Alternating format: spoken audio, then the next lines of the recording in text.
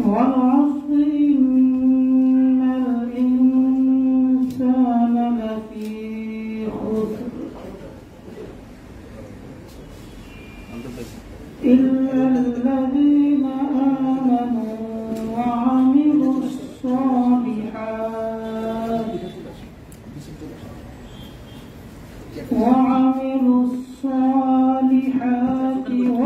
وتواصوا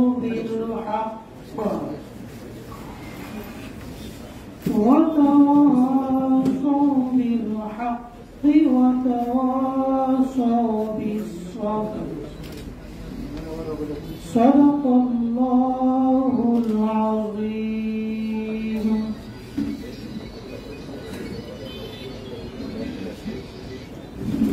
ধন্যবাদ আমার ডাক্তার নাসির। প্রিয় বন্ধুগণ, আপনারা জানেন যে আমরা আমার বাংলাদেশ পার্টি আজ থেকে 4 বছর আগে, আমাদের 4 বছর হয়েছে আমাদের দলটা, 4 বছর হলো। 4 বছরের মধ্যে প্রথম 1.5 বছর আমরা করোনা আক্রান্তের কারণে দেশের পরিস্থিতি খুবই খারাপ ছিল। আমরা খুব বেশি রাজনৈতিক কর্মসূচি পরিচালনা করতে পারি নাই। বেশিরভাগ কর্মসূচি ছিল আমাদের মানব কল্যাণমূলক কর্মসূচি এবং সমস্যাগ্রস্ত লোকদের জন্য আমরা ত্রাণ, চিকিৎসা এগুলো নিয়ে আমরা খুব বেশি ব্যস্ত ছিলাম। বাংলাদেশে যে কোনো একটা রাজনৈতিক দল তৈরি হতে গেলে অনেক ধরনের প্রতিকূল পরিস্থিতি মোকাবেলা করতে হয়, যেটা আমাদেরকেও মোকাবেলা করতে হয়েছে। এই দলটা কেন, কারা করছে, এদের উদ্দেশ্য কি, এদের পেছনে কারা আছে, এই ধরনের অনেক চিন্তা গবেষণা হয়, আমাদেরকে নিয়েও হয়েছে। আপনারা জানেন যে বেশিরভাগ মিডিয়া আমাদেরকে পেলেই এই ধরনের প্রশ্নগুলো করছে যে আপনাদের পিছনে কি আছে। আমার মনে আছে একটি দৈনিক পত্রিকার বড় একটা অনুষ্ঠানে আমি গিয়েছিলাম, সেখানে সাংবাদিকেরা আমাকে ঘেরাও করে ধরলেন এবং লাইভ হচ্ছিল সেখানে। তো আমাকে বলছিল যে আপনাদের পেছনে কি আছে, আপনাদের পেছনে কি, আপনাদের পেছনে শক্তিটা কি। তো আমি পিছনে তাকিয়ে দেখলাম যে আমার পেছনে দেয়াল। তো আমি বললাম যে আমার পেছনে দেয়াল আছে। অর্থাৎ আমি তাদেরকে এটা বললাম যে আমাদের পেছনে আসলে ওই অর্থে কেউ নাই, একটা দেয়াল আছে যেখানে আমাদের আসলে পেছনে যাওয়ার কোনো সুযোগ নাই। আমরা এই চিন্তা থেকে এসেছি যে আমরা নতুন করে কিছু একটা করবো। অনেকে আমাদেরকে প্রশ্ন করতো যে কেউ সফল হয় নাই অতীতে এরকম দল করে, আপনারা কিভাবে সফল হবেন? এ ধরনের দল তো সফল হয় না। আমরা তাদেরকে বিনয়ের সাথে বলতাম যে যারা সফল হয়েছে তারাও তো একদিন আমাদের মধ্যে খুব ছোট দলই ছিল, তারাও তো একটা শূন্য থেকে শুরু করেছে। এই ধরনের প্রশ্ন এবং এই ধরনের উত্তরের মোকাবেলা করতে করতেই আমরা এই আশা নিরাশার মধ্য থেকে আমরা সাহস পেয়েছি এবং তিল তিল করে হাঁটি হাঁটি পা পা করে আমরা এখানে অগ্রসর হয়েছি। এবং এটা আমরা প্রায় আলোচনা করি যে আমাদের দল আজকে যে জায়গায় এসে দাঁড়িয়েছে, আজ থেকে হয়তো যখন আমরা শুরু করছিলাম তখন আমরা এসব ভাবতেও পারি না যে আমাদের দলটা একদিন এরকম একটা শক্তিশালী বা এরকম একটা মজবুত অবস্থান আমরা যেতে পারব। আমরা আমাদের অনেক আপন জনেরা আমাদের কাছে এসেছেন, দল সম্পর্কে জানতে চেয়েছেন, কিন্তু আমরা কাউকেই কখনো আমাদের দলে যোগদান করার জন্য খুব বেশি পীড়াপিড়ি করি নাই। আমরা সবাইকে বলেছি যে আপনারা বুঝেন, ভালো করে জানার চেষ্টা করেন, জানলে বুঝলে আপনাদের যদি প্রয়োজন বোধ হয় তাহলে আপনারা আমাদের দলে যুক্ত হতে পারেন। একটা রাজনৈতিক দল রাজনীতি করা কিন্তু সবার পক্ষে সম্ভব না। আমাদের সম্ভবত মিনার ভাই প্রায় সময় একটা কথা বলেন যে রাজনীতি হলো নিজের খেয়ে মনের গোশত, বনের মোষ তাড়ানো। মানে আপনি নিজের আয় রুজি নিজের অবস্থান দিয়ে চলবেন, কিন্তু কাজ করবেন সমাজের জন্য। এবং সমাজের জন্য যখন কাজ করতে যাবেন তখন আপনার সম্পর্কে অনেক খারাপ ধারণা, অনেক তির্যক কথা, অনেক ধরনের বক্তব্য আপনাকে শুনতে হবে, যেটা আমরা শুনেছি। আমাদের ভাই বোনেরা যাদেরকে দেখতে পাচ্ছেন এরা সবাই এখানে আমাদের সবাই আসে নাই, আমরা কাছের যারা আছে তাদেরকেই আমন্ত্রণ জানিয়েছি, বেশি বাইরের লোকদেরকে আমন্ত্রণ জানিয়ে, কারণ ঈদের একটা ছুটি ভাব শুরু হয়েছে আপনারা জানেন। তাছাড়া আজকে আবহাওয়ার প্রতিকূলতা, তো আমরা রাজনীতি যে কেউ মানুষ করতে পারে না, সমাজের জন্য কাজ যে কেউ করতে পারে না, এটার জন্য আলাদা মন মানসিকতা, আলাদা এক ধরনের ব্যক্তিত্বের প্রয়োজন।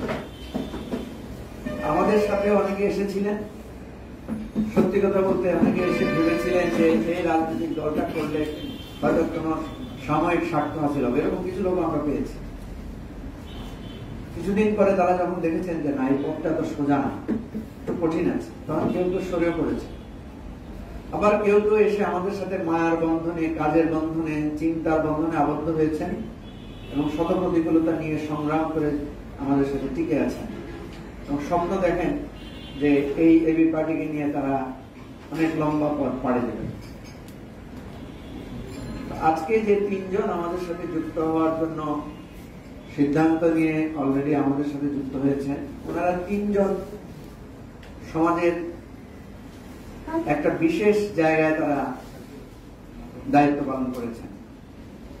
দুইজন সেনাবাহিনীতে কাজ করেছেন, একজন বাংলাদেশ সরকারের জনপ্রশাসনে প্রশাসনিক যে কার্যক্রম সেখানে কাজ করেছে এবং তাদের এই কাজের একটা বিরাট অভিজ্ঞতা আছে। আপনারা জানেন সেনাবাহিনী একটা সুসজ্জিত বাহিনী, একটা প্রশিক্ষিত বাহিনী, একটা অত্যন্ত কাঠামোর মধ্যে দিয়ে, নিয়ম শৃঙ্খলার মধ্যে দিয়ে, কঠোর পরিশ্রম নিয়ম শৃঙ্খলার মধ্যে দিয়ে তারা কাজ করে। আর প্রশাসনে যারা কাজ করেন তাদের অনেক ধরনের মানে সিভিল অ্যান্ড আধা সিভিল, মিলিটারি, নানা ধরনের প্রশাসনিক কাঠামোর মধ্যে দিয়ে তারা কাজ করে, নানা চ্যালেঞ্জ নিয়ে তারা কাজ করে। তো আমরা এরকম তিনজন অভিজ্ঞ দেশের জন্য যারা কাজ করেছেন এবং তাদের প্রত্যেকের সুনাম আছে তাদের নিজ নিজ কর্মক্ষেত্রে। যেমন আমাদের সাথে আজকে যুক্ত হয়েছেন, আসবেন হয়তো উনি কিছুক্ষণের মধ্যে, লেফটেন্যান্ট কর্নেল অবসরপ্রাপ্ত হেলাল উদ্দিন। উনি ওনাদের ব্যাচে সোর্ড অফ অনার পেয়েছেন। আপনারা জানেন আর্মিতে একটা ব্যাচে হাইয়েস্ট যিনি পারফর্ম করেন, সব দিক থেকে সেরা হন, এটা সেনাবাহিনীতে খুবই রেয়ার ঘটনা। মানে পুরো একটা ব্যাচে একজনই এই সৌভাগ্য পেয়ে থাকেন। উনি বুয়েটে পড়াশোনা শুরু করেছিলেন, কিন্তু সেনাবাহিনীতে গিয়ে উনি একের পর এক মেধার স্বাক্ষর রেখেছেন এবং উনি ওনাদের ব্যাচে সোর্ড অফ অনার ছিলেন। আরেকজন যিনি কর্নেল অবসরপ্রাপ্ত রিদাউল আলম, উনি সেনাবাহিনীর একজন খুবই খ্যাতিমান প্রশিক্ষক হিসেবে তার খুব সুনাম আছে এবং আমরা কালকে আলোচনা করছিলাম যে তার তিনজন ছাত্র এখন তিনটি বাহিনীর প্রধান, বিমান বাহিনীর প্রধান, নৌবাহিনীর প্রধান এবং সেনাবাহিনীর প্রধান। একই সাথে তিনজন ছাত্র তিনটা বাহিনীর প্রধান হওয়ার এটা একটা রেয়ার ঘটনা, কিন্তু এটা আমাদের লেফটেন্যান্ট কর্নেল দিদারুল আলমের এই সৌভাগ্য যে তার তিনজন ছাত্র একই সময়ে তিনটা বাহিনীর নেতৃত্ব দিচ্ছেন বাংলাদেশ। তিনি বিজিবিতে বিডিআরে কাজ করেছেন, তিনি সেনাবাহিনীর আমরা যেটা বলে থাকি সেনাবাহিনীর সবথেকে চ্যালেঞ্জিং যে কাজটা সেটা হচ্ছে ব্যাটালিয়ন এবং কোম্পানি, এগুলোকে নেতৃত্ব দিয়েছেন। আর তিনি আপাতমস্তক একজন রাজনৈতিক সচেতন, রাজনৈতিক চিন্তার লোক ছিলেন, মেধাবী মানুষ ছিলেন, দেশে বিদেশে কাজ করেছেন, পিস মিশনে কাজ করেছেন। এরপরে আমাদের যে বাংলাদেশ গণপ্রজাতন্ত্রী বাংলাদেশ সরকারের যিনি যুগ্ম সচিব হিসেবে রিটায়ার করেছেন, আমাদের অত্যন্ত শ্রদ্ধেয় এম সুলতান ভাই, উনি তার কর্মজীবনে দুটি জেলার জেলা প্রশাসক ছিলেন। বহু জায়গায় তিনি একেবারে ফিল্ড লেভেল থেকে প্রশাসনিক কাজ করেছেন। সততা এবং নিষ্ঠার তার সুনাম ছিল এবং তিনি সর্বশেষ সমাজ কল্যাণ মন্ত্রণালয়ের যুগ্ম সচিব হিসেবে অবসরে গিয়েছেন। এরা প্রত্যেকেই ব্যক্তিগত জীবনে সফল এদের প্রত্যেকেরই পরিবার পরিজন অত্যন্ত সফল, এদের ছেলে মেয়েরা অত্যন্ত ওয়েল এস্টাবলিশড। সাধারণত আমাদের সমাজে যারা খুব ওয়েল এস্টাবলিশড হন, যারা বিদায় নেন কর্মজীবন থেকে, তারা এই সময়টা কিছুটা ঘুরে ফিরে আনন্দ করে কাটান, কারণ নাতি নাতনি ছেলে মেয়েদের এই সুখের সময়টাতে একটা অবসর জীবন যাপনের তাদের ইচ্ছা জাগ্রত হয়। কিন্তু তারা আজকের এই কঠিন সময়ে এসে এই দেশের, যেখানে রাজনীতি করাটা অত্যন্ত কঠিন একটা কাজ, রাজনীতি করলেই জেল, জুলুম, নির্যাতন, নিপীড়ন, অপবাদ, নানা রকমের বিষয় থাকে, সেরকম একটা চ্যালেঞ্জিং পরিস্থিতিতে তারা সক্রিয় রাজনীতি করার সিদ্ধান্ত নিয়েছেন এবং এবি পার্টিতে আমাদের সাথে হাতে হাত মিলিয়ে, কাঁধে কাঁধ মিলিয়ে আমাদের এই দলের আগামী দিনে দায়িত্ব পালনের জন্য তারা সিদ্ধান্ত নিয়েছেন। সেজন্য আমরা তাদেরকে অভিনন্দন জানাই। তো প্রিয় ভাই বন্ধুগণ, আমি প্রথমে খুবই সংক্ষেপে একটু স্বাগত বক্তব্য রাখার জন্য অনুরোধ করব আমার বাংলাদেশ পার্টি, এবি পার্টির সম্মানিত আহ্বায়ক, যিনি এই দলটিকে প্রতিষ্ঠা করার জন্য তার এই বয়সের সর্বাত্মকভাবে কাজ করে যাচ্ছেন, আমাদের সকলের শ্রদ্ধেয় পিতৃ সমতুল্য জনাব এফএম সুলাইমান চৌধুরী।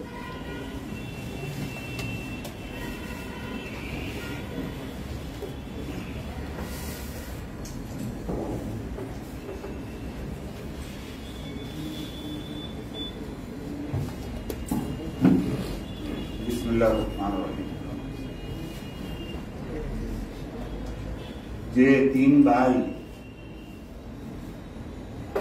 আমার বাংলাদেশ পার্টিতে যোগদান করেছেন, তারা আমার বাংলাদেশ পার্টির প্রতিষ্ঠাতা সদস্য, তাদেরকে অভিনন্দন জানাই। তারা জেনে বুঝে স্বেচ্ছায় সজ্ঞানে নিজেকে বিলিয়ে দিয়ে সাম্য, মানবিক মর্যাদা, সামাজিক সুবিচার তথা সামাজিক ন্যায় বিচার প্রতিষ্ঠা করে বাংলাদেশকে একটি কল্যাণ রাষ্ট্রে রূপান্তরিত করার স্বপ্ন নিয়ে আমার বাংলাদেশ পার্টিতে যোগদান করেছেন। আবারও তাদেরকে অভিনন্দন।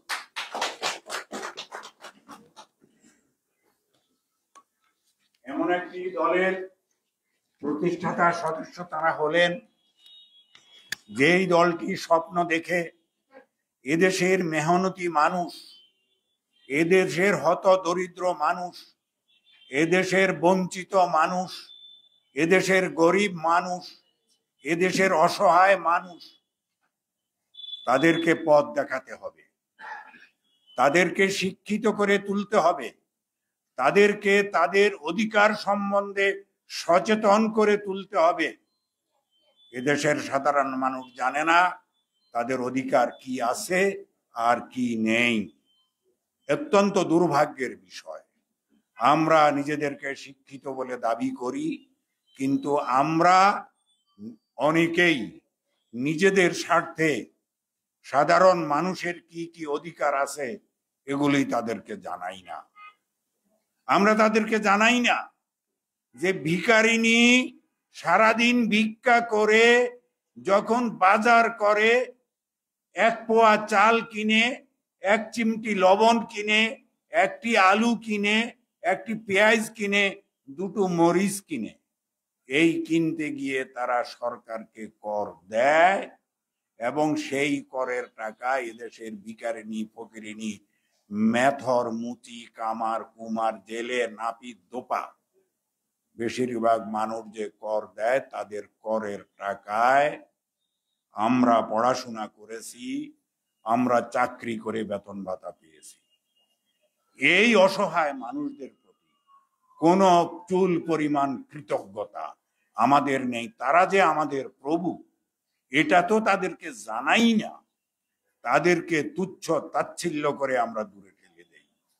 তারা না থাকে, তারা এইভাবে আমাদের দেশের জন্য, বাজেটের জন্য কর না দিলে, কন্ট্রিবিউট না করলে আমরা পড়াশোনা করতে পারতাম না, আমরা চাকরি পেতাম না, আমরা বেতন পেতাম না, আমাদের পরিবার পরিজন, স্ত্রী সন্তানদের পড়াশোনা চালাতে পারতাম না। আজ তারা আমার বাংলাদেশ পার্টিতে স্বপ্ন দেখে এসেছেন।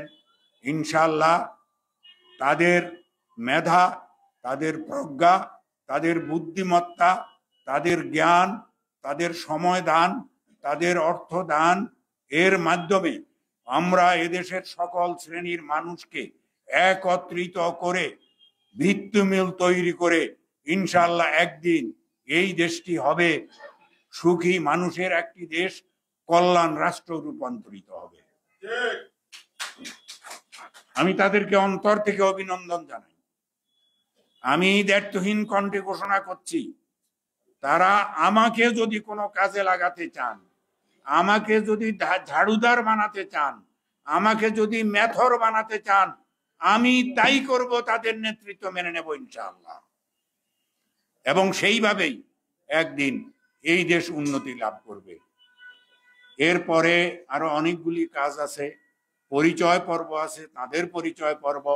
আপনারা যারা আগে থেকে আছেন এবি পার্টির প্রতিষ্ঠাতা সদস্য, তাদের পরিচয় পর্ব। এরপরে তাদেরকে ফুল দিয়ে আজকে বরণ করে নেয়া ইত্যাদি নানান বিষয়াদি আছে। আমার আসলে গ্রামের বাড়িতে যাওয়ার কথা ছিল 11টায় রওনা দিয়ে। কয়েকটি প্রোগ্রাম আছে, কয়েকটি প্রোগ্রাম পিছিয়ে দিয়েছি, কিন্তু সন্ধ্যে 7টার একটি প্রোগ্রাম, এটা আর পিছাতে পারিনি।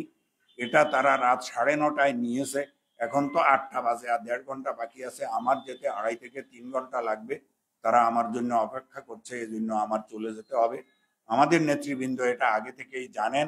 আমি নতুন যে যোগদান করেছেন, এই দলের প্রতিষ্ঠাতা সদস্য হয়েছেন, তাদেরকে সময় দিতে পাচ্ছি না বলে আন্তরিকভাবে দুঃখ প্রকাশ করছি। সবাই ভালো থাকবেন, সুস্থ থাকবেন। আমাদের সকলের সম্মিলিত প্রচেষ্টায় ইনশাআল্লাহ এই রাষ্ট্রটি একদিন কল্যাণ রাষ্ট্র পরিণত হবে। আসসালামু আলাইকুম ওয়া রাহমাতুল্লাহি ওয়া বারাকাতুহু।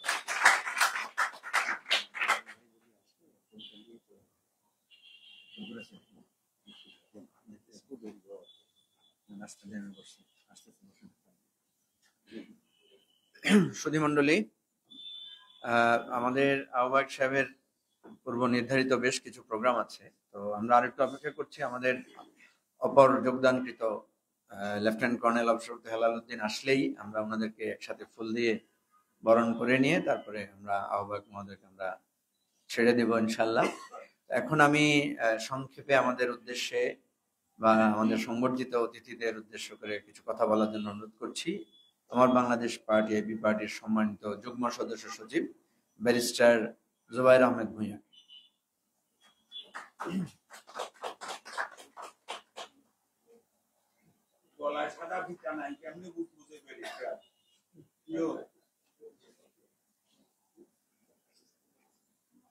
আসসালামু আলাইকুম ওয়া রাহমাতুল্লাহি ওয়া বারাকাতুহু। অবসরপ্রাপ্ত সামরিক এবং বেসামরিক সরকারি কর্মকর্তাদের দলে যোগদানোত্তর সংবর্ধনা অনুষ্ঠানে আজকের সম্মানিত সভাপতি, সম্মানিত সদস্য সচিব, যুগ্ম সদস্য সচিব, যোগদানকৃত নেতৃবৃন্দ এবং উপস্থিত নেতৃবৃন্দ, আসসালামু আলাইকুম ওয়া রাহমাতুল্লাহি ওয়া বারাকাতুহু।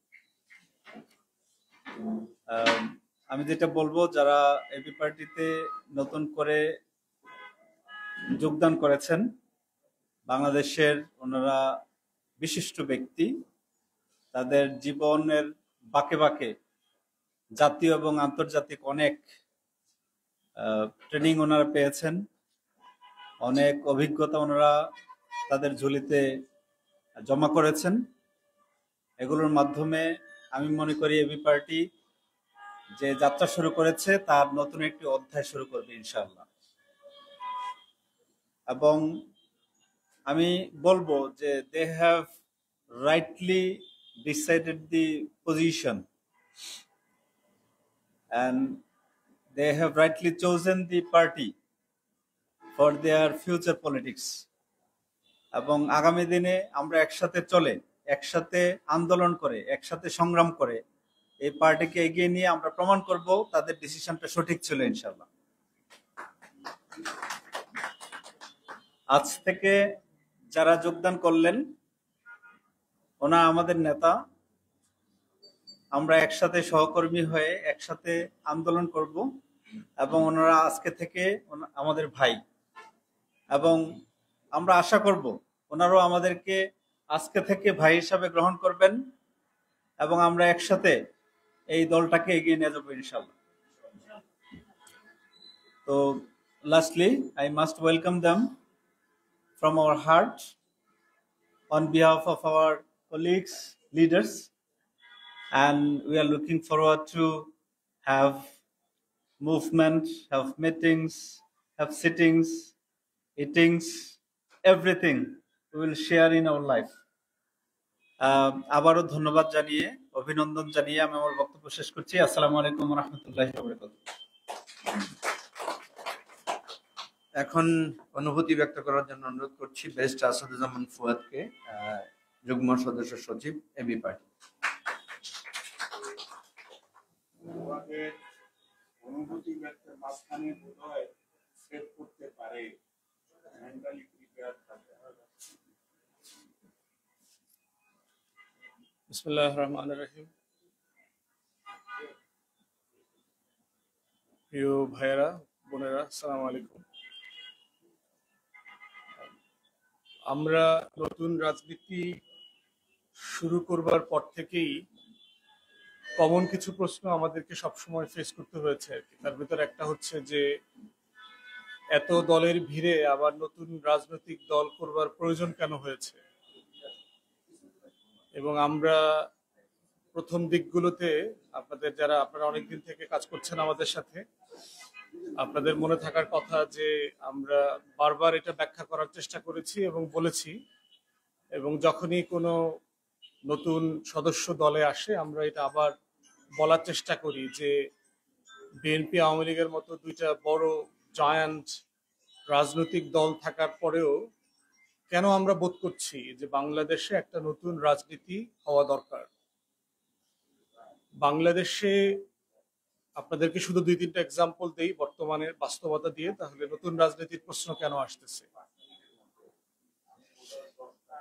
আপনারা হয়তো গত 2-3 দিনে খেয়াল করেছেন যে পুরান ঢাকায় হরিজন সম্প্রদায় নামে একটা সম্প্রদায় আছে, যারা অরিজিনালি হচ্ছে ভারতের তামিলনাড়ুর বাসিন্দা। 100 বছর আগে তারা এসছে। দেখবেন যে গায়ের রং একদম কালো, শ্রীলঙ্কা অথবা তামিলনাড়ু, মহারাষ্ট্র এই অঞ্চলের লোকদের সাথে দেখবেন চেহারায় যথেষ্ট মিল আছে। তাদেরকে কেন আনা হয়েছিল যে ব্রিটিশরা যখন ছিল তখন এই সিটি কর্পোরেশনের পরিষ্কার পরিচ্ছন্নতা এবং সুইপিং ক্লিনিং এর কাজগুলো কারা করবে। তো ঐতিহাসিকভাবে যেহেতু ভারতবর্ষে আপনার কাস্ট সিস্টেম ছিল, বর্ণপ্রথা ছিল, এবং দেখবেন যে ডোমা সম্প্রদায় আছে যারা এই সুইপারের কাজ করে। ফার্মগেট অঞ্চলে দেখবেন একটা বিশাল কমিউনিটি আছে এই ডোমা সম্প্রদায়ের। এই জনগোষ্ঠীকেই বংশ পরম্পরায় এই সুইপিং এর এবং ক্লিনিং এর কাজ করানো হতো, এবং যারা এখানে বসবাস করছে তারা কয়েক প্রজন্ম থেকে 100 বছরের বেশি সময় ধরে এখানে বাস করছে। তো গত 2-3 দিন আগে আমরা দেখলাম যে সিটি কর্পোরেশন, ঢাকা দক্ষিণের সিটি কর্পোরেশনের গাড়ি টাড়ি ম্যাজিস্ট্রেট সহ গিয়ে তারা যেখানে বাস করে যে কলোনিতে, এই কলোনির ওয়াল ভেঙে ফেলতেছে। ওয়াল ভেঙে টেঙে দিচ্ছে কেন? যে সিটি কর্পোরেশন বলছে যে এখানে একটা বড় কাঁচা বাজার করতে হবে, কারণ আশেপাশে নাকি ভালো কাঁচা বাজার নাই, অতএব এদেরকে উচ্ছেদ করে নতুন করে এটা করতে হবে। এবং এটার প্রতিবাদে যারা হরিজন সম্প্রদায়ের জনগোষ্ঠী আছেন তারা প্রতিবাদ করেছেন। স্কুলের ছেলেমেয়েরা এসে ওখানে তাদের স্কুলের ড্রেস পরে অবস্থায় প্রতিবাদ করেছে। এখন প্রশ্ন হচ্ছে যে জনগোষ্ঠী একটা নির্দিষ্ট জায়গায় বংশ পরম্পরায় 100 বছরের বেশি সময় ধরে বাস করছে, তার কিন্তু এটা বাই ডিফল্ট আমরা লিগ্যাল পজিশন বলি আর কি, এটার মালিকানা চলে আসে তার এখানে। আপনি যাকে চাইলেই যেটা সরকারি খাস জমি অথবা সিটি কর্পোরেশনের জমি, তাকে কোনো নোটিশ ছাড়া উঠায় দিতে পারেন না। কিন্তু বাংলাদেশে দেখেন এই সম্প্রদায়ের আলোচনা নিয়ে কি কোনো আলোচনা হয়েছে? কিন্তু বিকল্পটা অন্যদিকে দেখেন, গণভবনটা শেখ হাসিনা তার বোনকে লিখে দিছিল, আপনার মনে থাকার কথা, 96 আওয়ামী লীগ শেখ রেহানাকে 1 টাকা মূল্যে লিখে দিয়েছিল। আবার উল্টা চিন্তা করেন যে বেগম খালেদা জিয়াকে তার রাষ্ট্র থেকে দেয়া বাড়ি থেকে বের করে দিয়েছে অন্যায় অবৈধভাবে। সেটা নিয়ে কি পরিমাণ আন্দোলন হয়েছে, কি পরিমাণ লড়াই হয়েছে, মামলা হয়েছে, কত কিছু হয়েছে, আমরাও প্রতিবাদ করেছি। তাহলে দেখেন, একই রাষ্ট্রে ঘটা ঘটনা ভিন্ন ভিন্ন নাগরিকের জন্য আমাদের রিয়াকশন কিরকম হচ্ছে। খালেদা জিয়া থেকে বাড়িকে উচ্ছেদ করে দেওয়াটা যেরকম অন্যায়, যেই হরিজন সম্প্রদায় এখানে 100 বছর ধরে বাস করছে, সে আমার সিটি কর্পোরেশনের ক্লিনার হইতে পারে, সুইপার হইতে পারে, তার গায়ের রং কালো হইতে পারে, সে হিন্দু খ্রিস্টান হইতে পারে, কিন্তু তাকে ওখান থেকে বের করে দেওয়াটা তো একই অন্যায়। নোটিশ ছাড়া বেআইনি ভাবে, অবৈধভাবে এই রাষ্ট্রের নাগরিককে বের করে দেওয়া। তাহলে প্রশ্ন হচ্ছে, ফের প্রতিবাদটা কোথায়? তাহলে আমরা তো আমাদের স্বাধীনতার ঘোষণাপত্রে বলেছিলাম যে আমরা এমন একটা রাষ্ট্র তৈরি করতে চাই যেই রাষ্ট্রে প্রত্যেক বাসিন্দা নাগরিক হিসাবে সম অধিকার এবং সুযোগ সুবিধা পাবে। সেটা কোথায়? দ্বিতীয় এক্সাম্পল দেই, দেখেন যে সম্প্রতি যে একটা বড় ঘটনা আসছে, যে সালমান এফ রহমান এবং তারেক আহমেদ সিদ্দিকী, শেখ হাসিনার 2 অ্যাডভাইজার, তারা 2013 সালে সরকার পতন হয়ে যাচ্ছে এরকম একটা সম্ভাবনা দেখে তারা অন্য একটা দেশের সেন্ট কিটস এন্ড নেভিসের সিটিজেনশিপের জন্য ট্রাই করেছিল। যেই লিগ্যাল কোম্পানি, লয়ারের কোম্পানি দিয়ে তারা সিটিজেনশিপের আবেদন করেছিল, সেই কোম্পানি তারা সার্চ করে পেয়েছে যে তারা অনেক অর্থনৈতিক ফ্রডের সাথে জড়িত, অতএব তাদের আবেদন প্রসেস করা যাবে না এবং এই রাষ্ট্রে তাকে নাগরিকত্ব দেয়া যাবে না।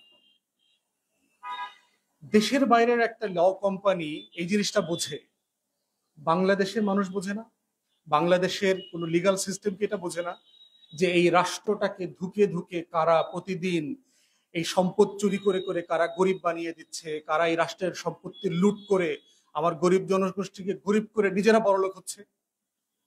সেটা নিয়ে আমাদের কোনো আলাপ নাই, তেমন কোনো আলাপ নাই। তৃতীয় ঘটনা দেখেন, আপনার করের ব্যাপারে যে আলোচনা আমরা ইতিমধ্যে করে ফেলছি বাংলাদেশে, যে এই যে বিশাল গরিব জনগোষ্ঠীকে মূল্যস্ফীতি এবং কর দুই দিক থেকে তাকে স্কুইজ করা হয়েছে, এইটা নিয়ে যে পরিমাণ লড়াই হওয়ার কথা, আন্দোলন হওয়ার কথা, নড়াচড়া হওয়ার কথা, সেই জিনিসটা আমরা দেখতে পাচ্ছি না। তো এই এক্সাম্পল গুলো দেওয়ার মানে হচ্ছে যে একটা রাষ্ট্রকে রাষ্ট্র বানানোর যে লড়াই হওয়ার কথা ছিল, যেই লড়াইয়ের সাথে আওয়ামী লীগ গাদ্দারি করেছে, আওয়ামী লীগ বেইমানি করেছে, যে আওয়ামী লীগ যে ঘোষণাপত্রে আওয়ামী লীগের নেতারা ঘোষণাপত্র বানাইছে পড়ছে, সেই ঘোষণাপত্রের সাথে সবচেয়ে বড় বেইমানি করেছে আওয়ামী লীগ। আজকে বাকশাল করেছে 96-এর আওয়ামী লীগ, বর্তমানের এই 17 বছরের দখলদার আওয়ামী লীগ, সবাই মিলে। তো আমরা বলছি কেন একটা নতুন রাজনীতি লাগবে? লাগবে হচ্ছে যে যে কারণে রাষ্ট্রটা বানানোর আমরা স্বপ্ন দেখেছিলাম, আকাঙ্ক্ষা ব্যক্ত করেছিলাম, সেই আকাঙ্ক্ষার কোনো জিনিসই আজকে বাস্তবায়িত হয় নাই।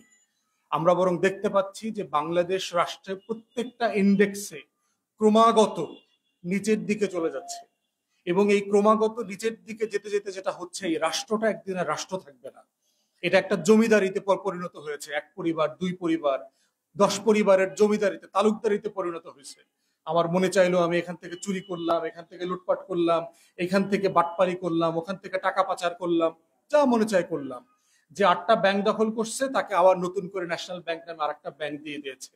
তাহলে চোরকে আরো বড় ডাকাত বানানোর জন্য যে রাষ্ট্র কাঠামো, আমরা এই রাষ্ট্র কাঠামোর পরিবর্তন চাই। এবং এই রাষ্ট্র কাঠামোর পরিবর্তনটা কিভাবে হবে? এক্সিস্টিং রাজনৈতিক দলগুলো যারা 55 বছর ধরে দেশ শাসন করেছে, তারা এই কাঠামো পরিবর্তন করতে ব্যর্থ হয়েছে। এই জন্য আমরা বলছি যে বাংলাদেশে একটা নতুন রাষ্ট্র লাগবে, নতুন দল লাগবে, যারা নতুন করে সেই ঘোষণাপত্রের আলোকে বাংলাদেশটাকে তার আকাঙ্ক্ষার বাংলাদেশে পরিণত করবে। এই জন্যই হচ্ছে এই লড়াই, এবি পার্টি করা।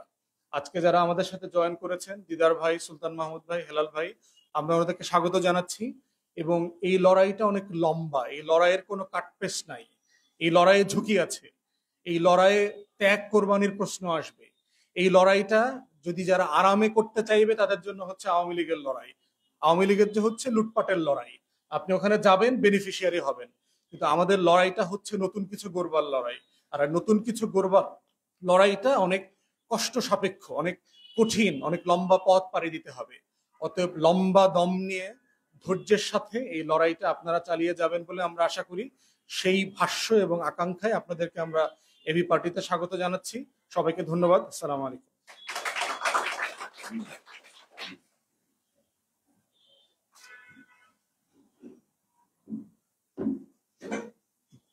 প্রিয় বন্ধুগণ,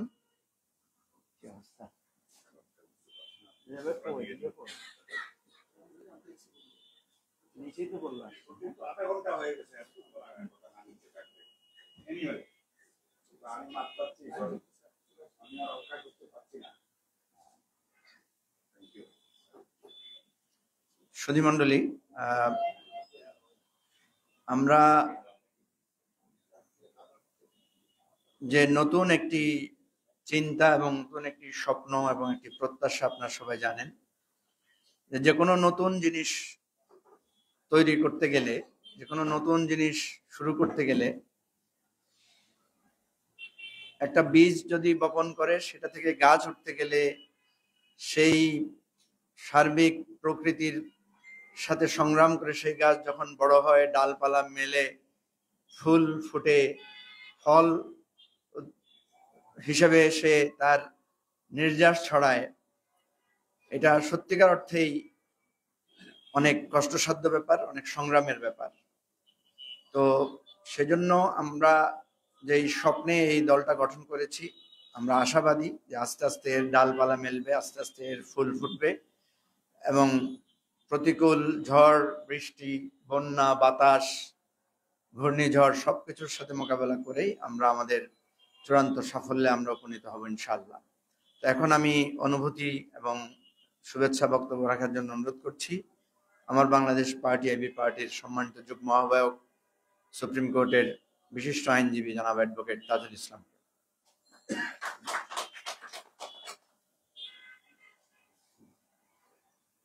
বিসমিল্লাহির রহমানির রহিম।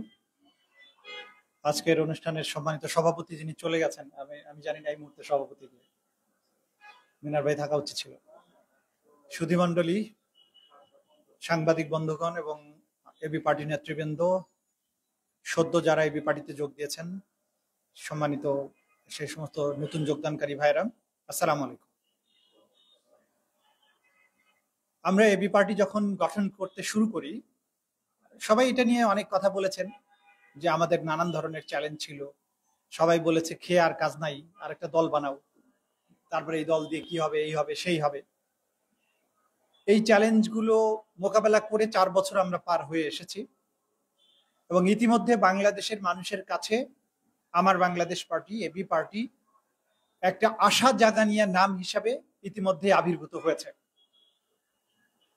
আমরা মানুষের কাছে যে কথাগুলো বলে এই দলটাকে এই পর্যায়ে নিয়ে আসতে পেরেছি, সেটি হচ্ছে আমরা বলেছি রাষ্ট্রটাকে পুনর্নির্মাণের কথা, আমরা রাজনীতির খোল নলচে পাল্টে দেওয়ার কথা বলেছি, আমরা বাংলাদেশকে পাল্টে দেওয়ার কথা বলেছি, রাষ্ট্র এবং জনগণের সাথে, নাগরিকের সাথে যে সম্পর্ক সেটাকে পুনর্বিন্যাসের কথা, নতুন করে ভাবার কথা বলেছি। এবং সেই কথাগুলো বলার মধ্য দিয়েই আমরা এবি পার্টিকে আজকে 4 বছর পরে একটা পর্যায়ে এসে দাঁড় করাতে পেরেছি। আমরা অত্যন্ত আনন্দিত। আমাদের এই লড়াই এবং সংগ্রামে 4 বছর ধরে আজকে যারা নতুন যারা 2 দিন আগে যোগ দিয়েছেন, আমাদের দলে যারা যোগ দিয়েছেন, যাদেরকে উপলক্ষ করে আমরা আজকের এই অনুষ্ঠানটা করছি, তারা 4 বছর ধরে আমাদেরকে সেই জিনিসগুলো অবজার্ভ করেছেন, আমাদেরকে দেখেছেন এবং আমরা আনন্দিত যে আমাদের এই সংগ্রাম মুখর পথ চলা, সেইটাকে দেখে শুনেই তারা এই কঠিন যাত্রার সাথে সম্পৃক্ত হওয়ার সিদ্ধান্ত নিয়েছেন। দলের পক্ষ থেকে আমরা তাদেরকে স্বাগত জানাই। প্রিয় ভাই এবং বোনেরা, আপনারা জানেন যে বাংলাদেশের রাজনীতি শুধু নয়, পুরো রাষ্ট্র কাঠামোটি আজকে যে পর্যায়ে গিয়েছে, কিছুটা ধারণা আমাদের ব্যারিস্টার আসাদুজ্জামান ফুয়াদ বলেছেন যে আপনি যদি রাজনীতি করতে চান, সবচাইতে লাভজনক দল হচ্ছে আওয়ামী লীগ। আপনি আজকে যোগ দিবেন, যদি সেরকম পজিশন থাকে, কালকে এমপি, পরশুদিন 2টা ব্যাংকের মালিক, তারপরে আপনার কয়েকটা 10টা রিসোর্ট হবে, কানাডাতে 20টা বাড়ি হবে, ঢাকা শহরে 50টা ফ্ল্যাট হবে। আপনি চাইলে যে কোনো নারীকে পাবেন, চাইলেই ছেলেকে যেখানে খুশি সেখানে পাঠাতে পারবেন। চিকিৎসার জন্য আপনি সর্দি হলে ব্যাংককে, জ্বর হলে সিঙ্গাপুরে, আর তার চেয়ে বড় কিছু হলে ওয়াশিংটনে বা নিউ ইয়র্কে আপনি যেতে পারবেন। এটা হচ্ছে বাংলাদেশের রাজনীতির কমন পিকচার। আপনার টাকা দরকার, 5 লাখ 10 লাখ এগুলো আলোচ্য বিষয় না। আপনি কত হাজার কোটি টাকা দরকার সেটার জন্য আপনি যাবেন, কারণ রাষ্ট্রের পুরো সম্পদ, এই রাষ্ট্র ব্যবস্থার যা কিছু আছে, এই দেশের ক্ষমতাসীন যারা আছেন আজকে তারা মনে করে এটা একটা খাওয়ার জিনিস, এটা তার ভোগের লুটপাটের শোষণ করার জিনিস, যে যেভাবে পারো এখান থেকে লুটে নাও। সুতরাং কেউ যদি রাজনীতি করে লুটপাট করতে চান আওয়ামী লীগে যোগ দেওয়া উচিত। বৃহত্তর আরেকটি রাজনৈতিক শক্তি আছে বিএনপি, যাদের উপরে বাংলাদেশের সিংহভাগ মানুষের এন্ট্রাস্টমেন্ট ছিল, যাদের কথা ছিল স্বৈর শাসনের নিগড় থেকে জাতিকে উদ্ধার করবে। তারা এই দীর্ঘ পথ পরিক্রমায় সত্যিকার অর্থে আশা জাগাতে কিন্তু ব্যর্থ হয়েছেন। এই বাস্তবতায় বৃহৎ দুটো পরাশক্তির মতো রাজনৈতিক দলের মাঝখান দিয়ে এবি পার্টির মতো তরুণদের হাত দিয়ে গড়া একটা দল, যারা নতুন করে স্বপ্ন দেখাতে পেরেছে এবং সেটা যে মানুষের আশা জাগানোর একটা ব্যাপার হয়ে দাঁড়িয়েছে, এটা আমাদেরকে সামনের দিকে পথ চলতে আমাদেরকে প্রত্যয়ী করবে, আমাদের পেছন থেকে সাহস যোগাবে। আজকে কর্নেল দিদার ভাই এবং কর্নেল হেলাল ভাই সহ সুলতান মাহমুদ সাহেব, ওনার সম্পর্কে আমার খুব বেশি আগে থেকে জানাশোনা ছিল না, কিন্তু এই দুজন সম্পর্কে আমি আগে থেকে জানি। তারা বাংলাদেশের সেনাবাহিনীর চৌকস অফিসার ছিলেন, দেশে এবং বিদেশে তাদের প্রশিক্ষণ গ্রহণ করেছেন। আপনারা জানেন সেনাবাহিনীতে যোগ দেওয়ার পেছনে প্রত্যেকটা যুবকের যে স্বপ্ন থাকে, তারা দেশকে সার্ভ করার জন্য নিজের জীবনটাকে বাজি রাখার সেই শপথ নিয়েই কিন্তু সেনাবাহিনীতে যান। সেই কারণে বাংলাদেশের সেনাবাহিনীকে এই দেশের মানুষ তাদের হৃদয়ের স্পন্দনই মনে করে, কারণ স্বাধীনতার সার্বভৌমত্ব রক্ষার যে পতাকা, সেটি কিন্তু সেনাবাহিনীর হাতে এই জাতি তুলে দেয়, যে তারা বিশ্বাস করে এই সেনাবাহিনী জাতিকে রক্ষা করবে। কিন্তু জাতির কপাল যখন খারাপ হতে থাকে, তখন এই সেনাবাহিনীর মধ্য থেকে দু একটা দুষ্ট ক্ষত বেরিয়ে আসে আজিজের মতো, যারা all the prime ministers main হয়ে এই জাতির সম্পদ লুট করে, সেনাবাহিনীর মধ্যে ক্রিমিনালাইজেশনের সাথে সম্পৃক্ত থাকে। যে সেনাবাহিনীর প্রতি জাতির এরকম বুক ভরা ভালোবাসা, সেই ভালোবাসার মধ্যে কলঙ্ক লেপনের দায়ে যে সমস্ত গুটিকতক অফিসার আজিজের মতো যারা দায়ী, আমি মনে করি এই লোকগুলো সেনাবাহিনীকে যেভাবে প্রশ্নবিদ্ধ করেছে, কর্নেল দিদার, কর্নেল হেলাল ভাইয়ের মতো মানুষেরা, তারা যখন রাজনীতিতে এসে জনগণের সামনে দাঁড়াবেন, জনগণের সেই ক্ষত কিছুটা মানুষ ভুলতে শুরু করবে এবং সেই ক্ষতটা আবার সেরে উঠে মানুষ সেনাবাহিনীকে ভালোবাসতে শিখবেন। আমরা সেই বিশ্বাস করি। আজকে সেই দুইজন অফিসার আমার বাংলাদেশ পার্টিতে যোগ দিয়েছেন। এবি পার্টি আপনাদেরকে নিয়ে বড় বেশি আশাবাদী হতে চায়। জাতির সামনে আমরা দেখাতে চাই যে যারা দেশ রক্ষার ক্ষেত্রে রণাঙ্গনে যাদের চৌকস, তাদের দক্ষতা তারা প্রদর্শন করেছেন, তারা রাজনীতিতে এসেও তাদের দক্ষতার ছাপ রাখবেন। দেশের যে সেবার জন্য জীবন বাজি রাখার জন্য তারা সেনাবাহিনীতে গিয়েছিলেন, তাদের অসমাপ্ত বিপ্লব, অসমাপ্ত কাজটি এবি পার্টির মাধ্যমে তারা করবেন। বাংলাদেশকে বদলে দেওয়ার যে রাজনীতি এবি পার্টি শুরু করেছে, সেখানে এই ধরনের মানুষের সম্পৃক্তি আমাদের দলকে, আমাদের দলের সামর্থ্যকে শক্তিশালী করবে এবং তাদের দক্ষতা, তাদের যোগ্যতা, তাদের দেশপ্রেম, এইগুলো বাংলাদেশের মানুষের ভাগ্য বদলের যে রাজনীতি আমাদের, সেই রাজনীতিকে শক্তিশালী করবে। আজকে দলের পক্ষ থেকে এই তিনজনকে আমরা স্বাগত জানাই। আরেকজন সরকারি উচ্চপদস্থ কর্মচারী ছিলেন, কর্মকর্তা ছিলেন, যিনি প্রজাতন্ত্রের যুগ্ম সচিব ছিলেন আমার জানা মতে। সুতরাং প্রশাসনিক অভিজ্ঞতা তাদের আছে। সকল কর্নার থেকে মানুষ যখন এই রাজনৈতিক শক্তির প্রতি আকর্ষণ বোধ করবে এবং সব ধরনের মানুষ যখন এবি পার্টিতে আসতে শুরু করবে, তখন এটা একটা গণজাগরণে পরিণত হবে। আমরা যখন প্রথম যাত্রা শুরু করেছিলাম, কিছু কিছু রাজনৈতিক দলের বড় বড় নেতা তারা আমাদেরকে চ্যালেঞ্জ দিয়েছিলেন যে তোমাদের সাথে একজন মানুষও আসবে না। কিছু কিছু মানুষ আমাদেরকে চ্যালেঞ্জ দিয়েছিলেন যে তোমাদের পেছনে নানান ধরনের ট্যাগ লাগানো আছে, এখান থেকে তোমরা বেরোতে পারবে না। কিছু কিছু মানুষ বলেছিলেন তোমাদেরকে মানুষ সরকারের দালাল মনে করবে, তোমরা এই সমস্ত রাজনৈতিক দল করতে যেও না। সবকিছু উপেক্ষা এবং এর বাইরে আমরা আমাদের পরিবার, আমাদের সামাজিক সার্কেল, বন্ধু বান্ধব, এদের কাছ থেকেও প্রতিবন্ধকতার শিকার হয়েছে এবং আমাদের স্ত্রীরা, আমাদের নেতাদের অনেকের স্ত্রীরা পর্যন্ত আমাদের ভুল বুঝেছে, অনেকে সংসার ছিন্ন করার ভয় দেখিয়েছে। কিন্তু বাংলাদেশকে বদলে দেওয়ার যে শপথ নিয়ে আমরা শুরু করেছি, সেখান থেকে আমরা কিন্তু পিছু হটিনি। ইনশাআল্লাহ শেষ দিন পর্যন্ত আমরা লড়াই করব। আমাদের লক্ষ্য একজন এমপি হওয়া, দুইটা মন্ত্রী হওয়া, কিছু টাকা বাগানো, এই রাজনীতি এবি পার্টির নয়। এবি পার্টির রাজনীতি অ্যামেচার কোনো রাজনীতিও নয়।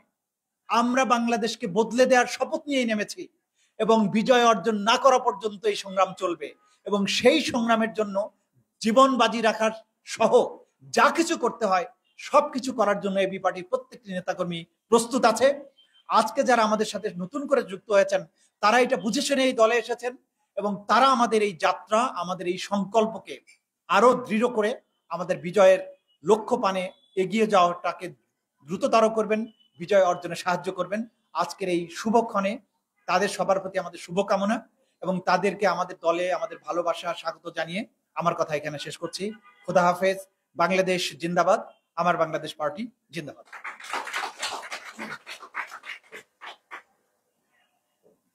প্রিয় উপস্থিতি, এখন আমি আমাদের নতুন যোগদানকৃতদের অনুভূতি শুনব। তো প্রথমে আমি আহ্বান করব গণপ্রজাতন্ত্রী বাংলাদেশ সরকারের অবসরপ্রাপ্ত যুগ্ম সচিব জনাব MM সুলতান মাহমুদকে। আমি একটু ওনার নিজের বিস্তারিত পরিচয় এবং ওনার কর্মক্ষেত্রের বিষয়টাও একটু আমাদের সাথে শেয়ার করার জন্য অনুরোধ করব। জনাব সুলতান মাহমুদ।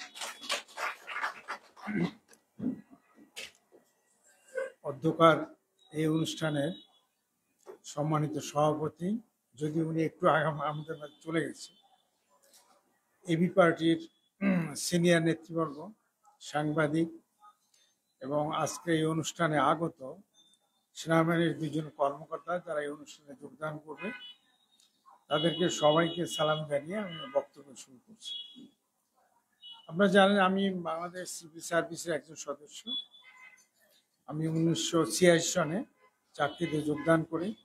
পরবর্তীতে আমি বিভিন্ন জায়গায় উপজেলা নির্বাহী অফিসার, জেলা প্রশাসক, প্রধানমন্ত্রীর কার্যালয়ের পরিচালক, সচিবের PS, প্রধানমন্ত্রীর কার্যালয়ের পরিচালক সহ বিভিন্ন জায়গায় চাকরি করেছি এবং শেষে আমি যুগ্ম সচিব হিসেবে রিটায়ার্ড করেছি। আমার 2 ছেলে 2 মেয়ে। আমার এক ছেলে ব্যারিস্টার, আর এক মেয়ে ডাক্তার, আর এক ছেলে 1 মেয়ে, ওরা অস্ট্রেলিয়ায় থাকে। এবি পার্টির সভাপতি যিনি সুলাইমান চৌধুরী স্যারের সাথে আমার পরিচয়। আমি এক সময় প্রধানমন্ত্রী কার্যালয়ে ছিলাম। আমি একটা রিপোর্ট করেছিলাম যে আদমজি জুট মিল কেন ধ্বংস হচ্ছে। স্যারে 20টা কারণ উনি লিখেছিলেন যে আদমজি এশিয়ার মধ্যে একটা বিশাল মিল, তাই না? আপনারা জানেন না, অনেক কর্মচারীর সেই জুট মিলটা ধ্বংস হয়ে গেল আমাদের চোখের সামনে, যার ফলে দেখেন আমাদের ওই সাধারণ মানুষগুলার চাকরি আর নাই এখন আর, কিন্তু আদমজি জুট মিল নেই। ওই রিপোর্টটা পড়েই আমার স্যারের প্রতি একটা শ্রদ্ধা এসেছিল। পরবর্তীতে এই পার্টির যখন উনি সভাপতি হলেন তখন আমি পত্র খোঁজ খবর নিতাম যে এখন দেখেন আজকে কি দেখতেছি। সেই আমরা শের বাংলায় ফজলুল হক, মৌলানা ভাসানী, বঙ্গবন্ধু শেখ মুজিবুর রহমান, জিয়াউর রহমান, এদের যে আদর্শ, এই আদর্শ থেকে আজকে এখন যে দলগুলোকে অনেক বিচ্যুত হয়ে গেছে। আমরা যে গণতন্ত্রের জন্য এই দেশ স্বাধীন হয়েছিল কেন? শুধুমাত্র গণতন্ত্রের জন্য। সেদিন যদি মেজরিটি পার্টির লিডারকে যদি ক্ষমতা দিয়ে হতো এই দেশ কি স্বাধীন হতো না। কিন্তু আজ আমরা কি দেখছি যে আমার ভোট আমি দেবো। একসময় আমরা আন্দোলন করছি ছাত্র জীবনে, কিন্তু আমার ভোট আমরা দিতে পারি না। আজকে গণতন্ত্রের নামে কি হচ্ছে? তারপর দেখেন এই যে এখন সেনাবাহিনীর একজন প্রধান জেনারেল আজিজ, তারা পুলিশ বাহিনীর প্রধান, যারা দেশের কি তার দেশকে কি দেশের আইন শৃঙ্খলা রক্ষা করবে, এটাই তো।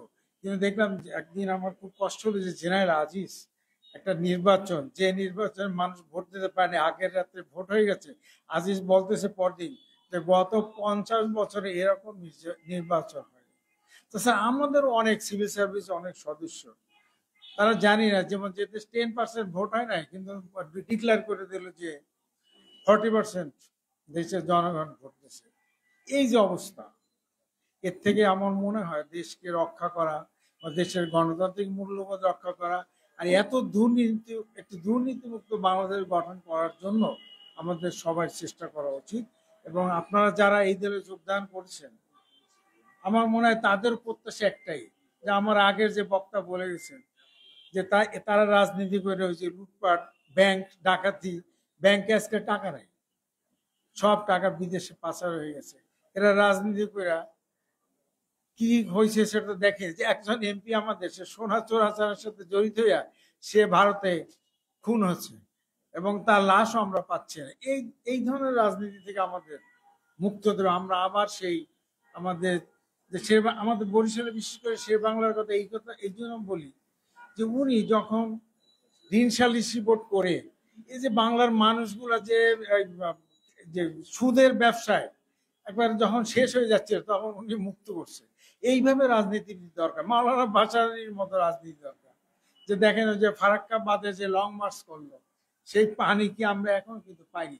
আমি এক সময় রাজশাহীতে ছিলাম, শুনলাম যে আমাদের প্রধানমন্ত্রীর সাথে ভারতের প্রধানমন্ত্রী একটা চুক্তি হয়েছে গঙ্গা পানি চুক্তি।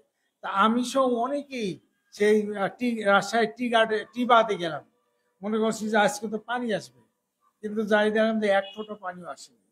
অর্থাৎ আমরা কি পাইলাম সেই পানি চুক্তিতে? এইভাবে আমরা যারা আপনারা এই দলে জয়েন করেছেন তারা সৎ রাজনীতির সাথে যুক্ত হবে, যাতে দেশের মানুষকে আমরা বিশেষ করে যে খেটে খাওয়া মানুষগুলোকে যাকে আমাদের অর্থনৈতিক মুক্তির মাধ্যমে তাদের সামাজিক জীবন যাতে আমরা একটু উন্নত করতে, এই প্রত্যাশা জানিয়ে আমি এই পার্টিতে আমি নতুন যোগদান করছি। আমরা সহযোগিতা করবেন, আপনার সাথে কাজ করবো। সবাইকে ধন্যবাদ জানিয়ে আমি আমার বক্তব্য শেষ করছি।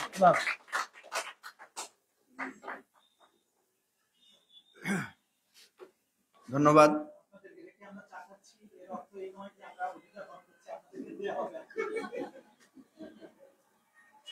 প্রিয় সুধীমণ্ডলী,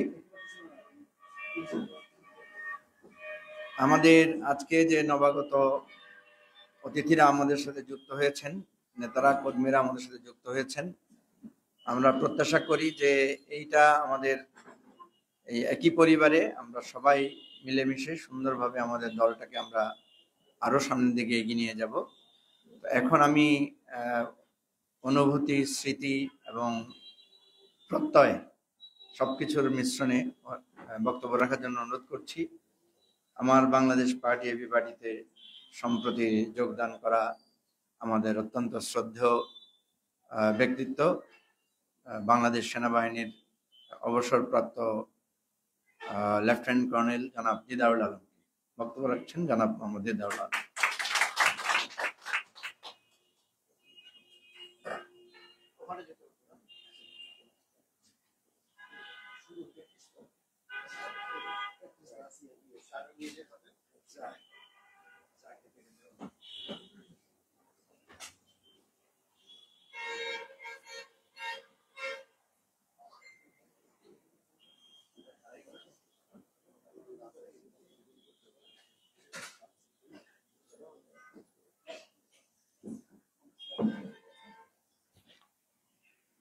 বিসমিল্লাহির রহমানির রহিম। আজকের এই সুন্দর অনুষ্ঠানে সম্মানিত সভাপতি, এবি পার্টির সম্মানিত সদস্য সচিব সহ অন্যান্য নেতৃবৃন্দ, নতুন আগত আমাদের অত্যন্ত প্রিয়জন জনাব সুলতান মাহমুদ ভাই, এবি পার্টির বিভিন্ন স্তরের নেতৃবৃন্দ, সাংবাদিক ভাই বোনরা, আসসালামু আলাইকুম ওয়া রাহমাতুল্লাহি ওয়া বারাকাতুহু। আমার এক সহকর্মী কর্নেল হেলাল, যিনি আজকে আমার সাথে থাকার কথা, উনি গতকালই বলেছিলেন যে ধামরাইতে ওনার কনস্টিটিউয়েন্সি, এটা দীর্ঘ সময় ধরে উনি ওখানে কাজ করছেন, জনগণের সাথে সম্পৃক্ত আছেন। গতবার ইলেকশন করার কথা ছিল, যে কোনো কারণে ইলেকশন করা হয়নি। এই দুর্বৃত্তায়নের ইলেকশন করতে চান না বলে ইলেকশন উনি যাননি। তো উনি ওখান থেকে আসতে ঝড়ের কবলে পড়েছেন, সাভারে নিজে গাড়ি চালাচ্ছিলেন, যার কারণে তাকে বললাম যে তুমি সরাসরি এখানে চলে আসো। উনি বললেন যে আমি তো জনগণের পোশাক পরে আছি, গায়ের মধ্যে গন্ধ, পায়ে স্যান্ডেল, সারাদিন অনেক মানুষের সাথে কোলাকুলি করেছি, এটা নিয়ে এবি পার্টির এসি ওয়ালা রুমে গেলে গন্ধ ছড়াবে, আমি অন্তত ডিবিএইচএস এ গিয়ে আমার পোশাকটা চেঞ্জ করি। এর মধ্যেই বোধহয় পড়েছে ট্রাফিক জ্যামের মধ্যে এবং নিজে গাড়ি চালাচ্ছেন। আমাকে কিছুক্ষণ আগে বললো যে কাছে আছে, বোধহয় চক্করের মধ্যে ঘুরতেছে। আমি সদস্য সচিব মহোদয়কে বললাম কানে কানে যে কর্নেল হেলাল আসা পর্যন্ত আমাকে অন্তত রোস্টারে থাকতে হবে। সুতরাং ধৈর্যচ্যুতি যাতে না ঘটে আমি এই জন্য আপনাদের সবাইকে একটু অনুরোধ করছি। প্রথমে আমার ব্যক্তিগত পরিচয়, আমার নাম কর্নেল মোহাম্মদ ইদারুল আলম। আমার বাড়ি চট্টগ্রামের হাটাজারি অঞ্চলে, মির্জাপুর গ্রাম। নামটা বলতে ভালো লাগে যেহেতু আমার জন্মস্থান সেখানে। আমি চাই যে মির্জাপুরটা সবাই চিনুক। সেখানে একটা বাড়ি করেছি, আজকে থেকে প্রায় 15 বছর আগে বাড়ি শুরু করেছি, এখনো শেষ করতে পারি নাই, চলছে। গতকালের ঘরোয়া বৈঠকে আমি আমার বাড়িটাকে এবি পার্টির জন্য ডেডিকেট করেছি।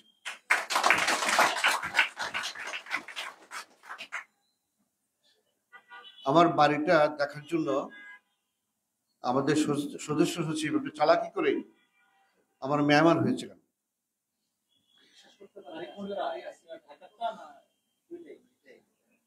মির্জাপুরের বাড়ির কথা বলছি। ঢাকার বাড়ি তো আগে থেকেই ডেডিকেটেড আছেই, আলহামদুলিল্লাহ। তো ওই বাড়িটাতে সবার জন্য দাওয়াত থাকলো, অন্তত সদস্য মানুষকে নিয়ে আমরা আমাদের পার্টি মিটিং করার মতো আয়োজন সেখানে আছে এবং খাওয়া দাওয়ার ব্যবস্থাও আছে, মানুষজন আছে রান্নাবান্না করার জন্য। সুতরাং যে কোনো সময় ছাগল জবাই করে, গরু জবাই করে চট্টগ্রামের ঐতিহ্যবাহী মেজবানি খাওয়ানোর জন্য মন মানসিকতা আছে। আপনাদের কাছে দোয়া চাই, আল্লাহ যাতে করে অর্থনৈতিকভাবে স্বাবলম্বী রাখে, যাতে করে আপনাদের সবাইকে আমাদের করাতে পারে। আমার বাবা আলহাজ মুন্সিবিয়া একসময় রেঙ্গুনে ব্যবসা করতেন, ব্যবসায়ী ছিলেন। আমার জ্যাঠা ছিলেন নূর আহমদ চেয়ারম্যান, আমাদের বাড়ি নূর আহমদ চেয়ারম্যান বাড়ি হিসেবে পরিচিত। তো সুতরাং রাজনীতির কিছুটা গন্ধ ছোটবেলা থেকেই সালের বিচার, বিভিন্ন ধরনের চেয়ারম্যানের কর্মকাণ্ড দেখে দেখেই বড় হয়েছে এবং রাজনৈতিক পরিবেশ বলতে যেটা বোঝায় এটার আবহের মধ্যেই আমার বেড়ে ওঠা। এই গল্প অন্য কোনো সময় হয়তো আরো বিস্তারিত বলা যাবে, আজকে এই গল্পের এখানেই সমাপ্তি করলাম। আমার স্ত্রীর নাম আমিমা সিদ্দিকা নাহিদ, আমার পছন্দের পাত্রী। বিয়ে করার সময় একটা শর্ত দিয়েছিলাম যে মা ছোটবেলায় মারা গেছে, যদি বাবা পছন্দ করে তাহলে তোমার সাথে বিয়ে হবে। তার আগে আমার পছন্দ ছিল, তাকে শর্ত দিয়েছিলাম বিয়েটা হবে যদি বাবা পছন্দ করে। এবং বাবাকে বলেছিলাম যে আমি একজনকে পছন্দ করেছি, শর্ত হলো যে আপনি যদি পছন্দ করেন তাহলে বিয়ে হবে, আর না হলে আপনার পছন্দের জায়গাটা সেখানে। এবং 80-র দশকে সমাজে মোটামুটি এটাই স্বাভাবিক নিয়ম ছিল, তাই না সুলতান ভাই? নাকি রাইট? তো বাবা পছন্দ করেছেন এবং যেদিন উনি দেখলেন তার মোটামুটি ভাবে 3-4 দিনের মধ্যেই উনি আমাকে আত করে দিলেন, কিন্তু বাড়িতে বউ তুলেন নেই, কারণ আমি প্রশিক্ষণের জন্য অন্য জায়গায় চলে গেলাম। প্রশিক্ষণ থেকে ফিরে আসার পরে আমাদের বিয়ের অনুষ্ঠান হলো। আলহামদুলিল্লাহ আমাদের ঘরে 2টি সন্তান। আমার ছেলে আব্দুল্লাহ মিরাজ একসময় নর্থ সাউথের ছাত্র ছিল, ক্যাডেট কলেজে লেখাপড়া করেছে, পরবর্তী সময়ে আমেরিকাতে নিয়ে যায় তাকে লেখাপড়ার সুবিধার্থে। রাজনৈতিক কারণেই তাকে আমাকে আমেরিকা নিতে হলো। তার কারণ হলো একদিন আমার বাসায়, তখন আমি যতটুকু মনে করে গুলশানে থাকি, ধানমন্ডিতে বোধহয় শিফট করে গুলশানে গেলাম, রিটায়ারমেন্টের আগের কথা বলছি। এমন কিছু ছাত্রের সাথে তাকে পরিচয় করে দিল আমাকে। আমি খবর নিয়ে দেখলাম এরা সবাই অস্ত্রধারী ক্যাডার। আমার তখন সিদ্ধান্ত নিলাম পারিবারিকভাবে ছেলেকে যদি এখানে রাখি, নির্ঘাত কোনো না কোনো সময় তার হাতে অস্ত্র উঠবে। সুতরাং আমরা অত্যন্ত ট্যাক্টফুলি কনভিন্স করলাম যে বাংলাদেশে তুমি একটা ভালো বিশ্ববিদ্যালয় করছো, নর্থ সাউথ ইউনিভার্সিটি, তো তার চেয়ে আমার স্বপ্ন ছিল একসময় আমি হার্ভার্ড থেকে পিএইচডি করব। আমি হার্ভার্ডে পিএইচডি থিসিসে পাঠালাম, বাট এটা অ্যাকসেপ্টেড হয়নি, তারা আমাকে আবার পাঠাতে বলছে। যাই হোক, করা হয়নি। এটা তার কাছে আমি বিভিন্ন সময় বলার চেষ্টা করেছি যে তোমার যদি ড্রিম থাকে তাহলে হার্ভার্ড থেকে তুমি পিএইচডি করবে। যে কথা সে কাজ, সে হার্ভার্ডে গেল। পরবর্তী সময়ে আমি ষড়যন্ত্রের একটা মামলায় যখন অ্যারেস্ট হয়ে যাই, তখন তার হার্ভার্ডের আর টাকা পয়সা আমার পক্ষে দেওয়া সম্ভব হয়নি। পরে সেটা গভর্নমেন্ট একটা ইউনিভার্সিটি চলে আসে, সেখান থেকে তার লেখাপড়া শেষ করেছে। এখন একটা মাল্টিন্যাশনাল কোম্পানিতে জব করে আলহামদুলিল্লাহ খুব ভালো আছে, আপনাদের দোয়ায়। মোটামুটি বলতে পারে অনেক টাকা এখন, এবং আমাকে মাসে মাসে চলার জন্য যথেষ্ট টাকা পাঠায়। যে পরিমাণ টাকা পাঠায় 2-4-5টা ফ্যামিলি চলতে পারবে আলহামদুলিল্লাহ। অ্যামাউন্টটা নাই বা বললাম। আমি আমার ছেলের জন্য আপনাদের কাছে দোয়া চাই। আমার মেয়ে নসেবা সাবি 93 সালে জন্ম, খুব লাকি মেয়ে বলে আমি তাকে জন্মের 24 ঘন্টার মধ্যেই হসপিটাল থেকে ঢাকা সিবিতে ছাড়া পেল। এবং মিনা নিশ্চয়ই খেয়াল করবে যে আমাকে আমার বস তার মাকে আর তাকে রিসিভ করার জন্য ঢাকা সিবিতে স্টাফ কার পাঠালেন। আমাদের যুগে স্টাফ কারে বসা মানে এটা খুব গর্বের একটা বিষয়। এখন যদিও কারটার খুব সহজ হয়ে গেছে, অনেক সময় স্টাফ কারে বসাটা খুব গর্বের বিষয়। তো তাকে নিয়ে আসলো, এবং তাকে নিয়ে 40 দিনের মাথায় আমরা সরকারি কলেজে বিদেশ চলে গেলাম। আমি অনার্স গ্রাজুয়েট করেছি ওয়েস্টার্ন ইউনিভার্সিটি থেকে। কুয়েটি স্টাফ কলেজ, যেখান থেকে আমি স্টাফ কলেজ করেছি, ওটা ব্রিটিশ ভারতের 1905 সালে করা, তত বিভক্ত ভারতের অনেক নামকরা প্রতিষ্ঠান। পৃথিবীর বহু রাষ্ট্রপতি, বহু সেনাপ্রধান এই প্রতিষ্ঠান থেকে গ্রাজুয়েশন করেছেন। I am very lucky to have my graduation, both honors graduation from Western University, Quetta, and PhD degree from Pakistan Staff College. ওটা আমার সেকেন্ড স্টাফ কলেজ করা। ওখানে সে বেড়ে উঠে মোটামুটি ভাই পরবর্তী সময় তাকে নিয়ে চলে আসে। তার আগে খুব দন্যতা ছিল সামরিক বাহিনীর চাকরিতে। এখনকার সামরিক বাহিনী অফিসাররা, যেই আজিজ সাহেবের মতো অফিসাররা যেরকম সুযোগ সন্ধানী হয়েছে, আমরা যেন জিয়ার অধীনে কমিশন প্রাপ্ত, কঠিন জীবন ধারণ করতে হয়েছে আমাদেরকে। এমনকি যে রেশনের চাল আমরা খেতাম বেশিরভাগই গন্ধ থাকত। জিয়ার বক্তব্য ছিল, আমি তো সেই রেশনের চাল খাই, আমার তো গন্ধ লাগে না, এই গন্ধ সহ্য করে রেশনের চাল খেতে হবে। আমরা তার কাছে অনুরোধ করেছিলাম, স্যার আমরা কি চালটা বাজার থেকে পাল্টে আনতে পারি? নাও। এই ছিল তার অবস্থান। অর্থাৎ উনি চাচ্ছিলেন যে তার অফিসাররা মাটি ও মানুষের সাথে সম্পৃক্ত হয়ে পড়া, দেশের প্রতি কমিটমেন্ট থাকবে। গরিব মানুষেরা যদি এই চাল খেতে পারে, তুমি কেন খেতে পারবে না?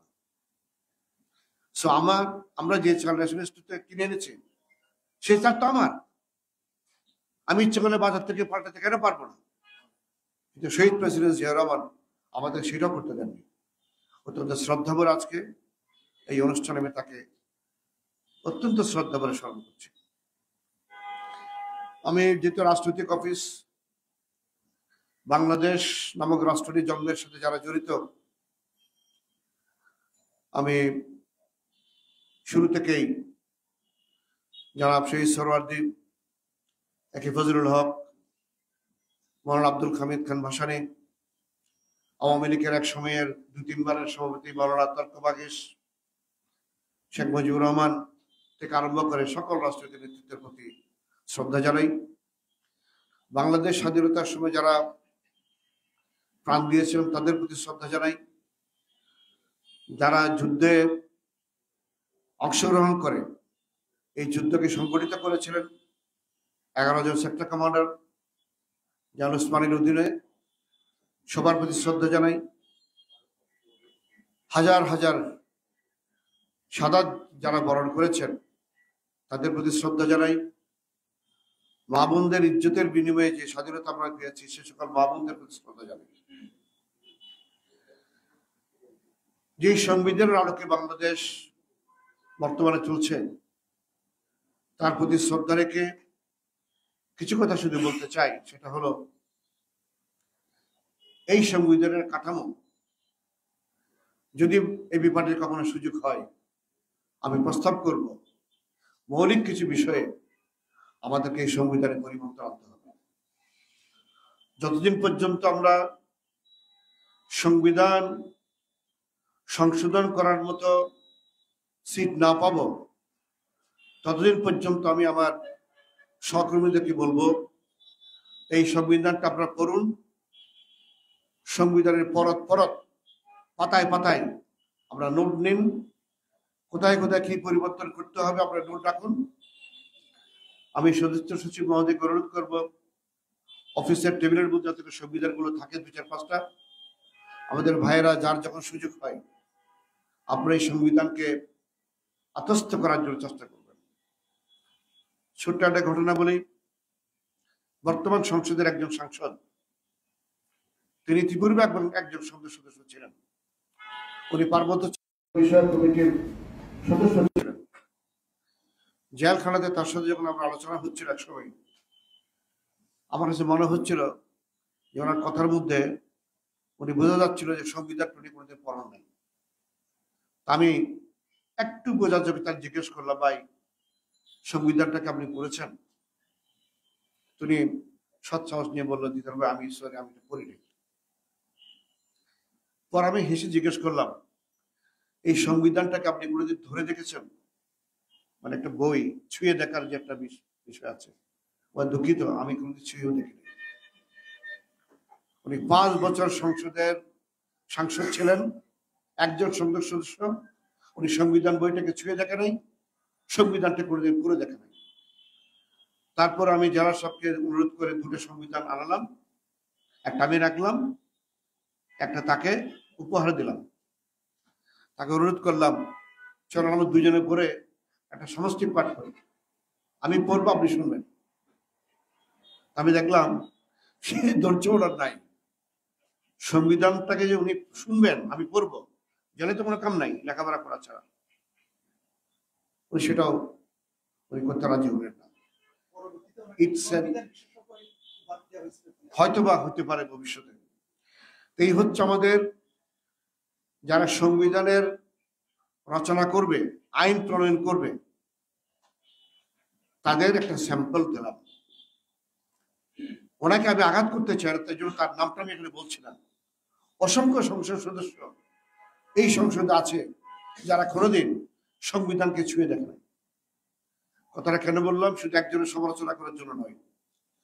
অনুরোধ রাখছি আমার এবি পার্টির সহকর্মীদের, এই সংবিধানের যে কটা কপি লাগে আমি সেই কটা কপি কিনে দেব। আমি চাই আমাদের ভাইদের, বিশেষ করে যারা নেতৃত্বে আসবেন, প্রত্যেকের হাতে হাতে সংবিধানের কপি থাকে। কারণ আমাদের রাজনীতির মূল সূত্রই হচ্ছে সংবিধান, সংবিধান এবং সংবিধান। এটা যদি আমরা না পড়ি, না জানি, রাষ্ট্র পরিচালনা করার জন্য, রাষ্ট্র মেরামতের জন্য আপনাদের পক্ষে সম্ভব হবে না। আমি আবার ফিরে যাচ্ছি আমার ব্যক্তিগত জীবনে। সময় একটু বেশি নিচ্ছি, because we are waiting for colonel Helal. তাও হতে পারে, তবে হি শুড বি অ্যারাউন্ড। আমাকে 1 ঘন্টা আগে বলেছে যে উনি ফ্লাইওভার থেকে নেমেছে, সুতরাং এই জায়গাটা তো রাতে এতক্ষণ লাগার কথা না, এটা আসলে চলে আসতে পারে, maybe any time will enter. আমি সামরিক বাহিনীর চাকরি জীবনে পার্বত্য চট্টগ্রামে চাকরি করেছি, বিদেশে জাতিসংঘ মিশনে কাজ করেছি, আফ্রিকার অ্যাঙ্গোলাতে। মানবতা কিভাবে ধূলিসাৎ হয় আমি ছোট্ট একটা উদাহরণ শুনে দেব। যে এলাকাতে আমি কাজ করতাম জাতিসংঘের প্রধান ছিলাম, সে এলাকাতে মাইনে ভর্তি, অ্যাঙ্গোলা নামে একটা দেশ। তো মাইন ভর্তি হওয়ার কারণে আমাদের কালা করতো না ক্রস কান্ট্রি গাড়ি দিয়ে চলে যাওয়ার জন্য, যদিও অনেক গাড়ি ছিল আমাদের। এর মধ্যে কিছু পড়ে গেল। এর মধ্যে একদিন সপ্তাহে 2 দিন বা 3 দিন আমার কাছে হেলিকপ্টার আসতো। হেলিকপ্টার আমি বিভিন্ন জায়গায় ভ্রমণে যেতাম, ওই রোডে যাওয়া যেত না। আমার সাথে বিভিন্ন দেশের অফিসাররা থাকতো। একদিন এরকম উড়ে যাচ্ছি, তো রাশিয়ার পাইলট ছিল। হেলিকপ্টার পাইলটকে বললাম, তুমি কি এই গ্রামটাতে নামতে পারবা? তো ইউএন রুলে সাধারণত এটা কভার করে না, হঠাৎ নাম থেকে যদি একটা মাইন অ্যাক্সিডেন্ট করে। আমি তারে বললাম, তুমি হোভারিং করো।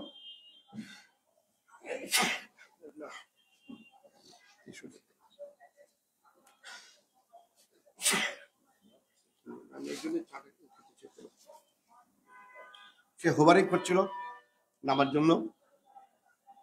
আমি তাকে বললাম, তুমি যদি বিপদ মনে করো তুমি নামবা না, তুমি এটা হোভারিং করে থাকো। অর্থাৎ হেলিকপ্টার এক জায়গায় নামার আগে মাটি থেকে 3-4 ফিট উপরে দাঁড়িয়ে থাকতে পারে। আপনি জানেন হেলিকপ্টার এটা ক্যাপাসিটি। আমি বললাম যে তুমি এটা নাইবে না, তুমি হোভারিং করো। এটা শব্দটা তো হোভারিং করা।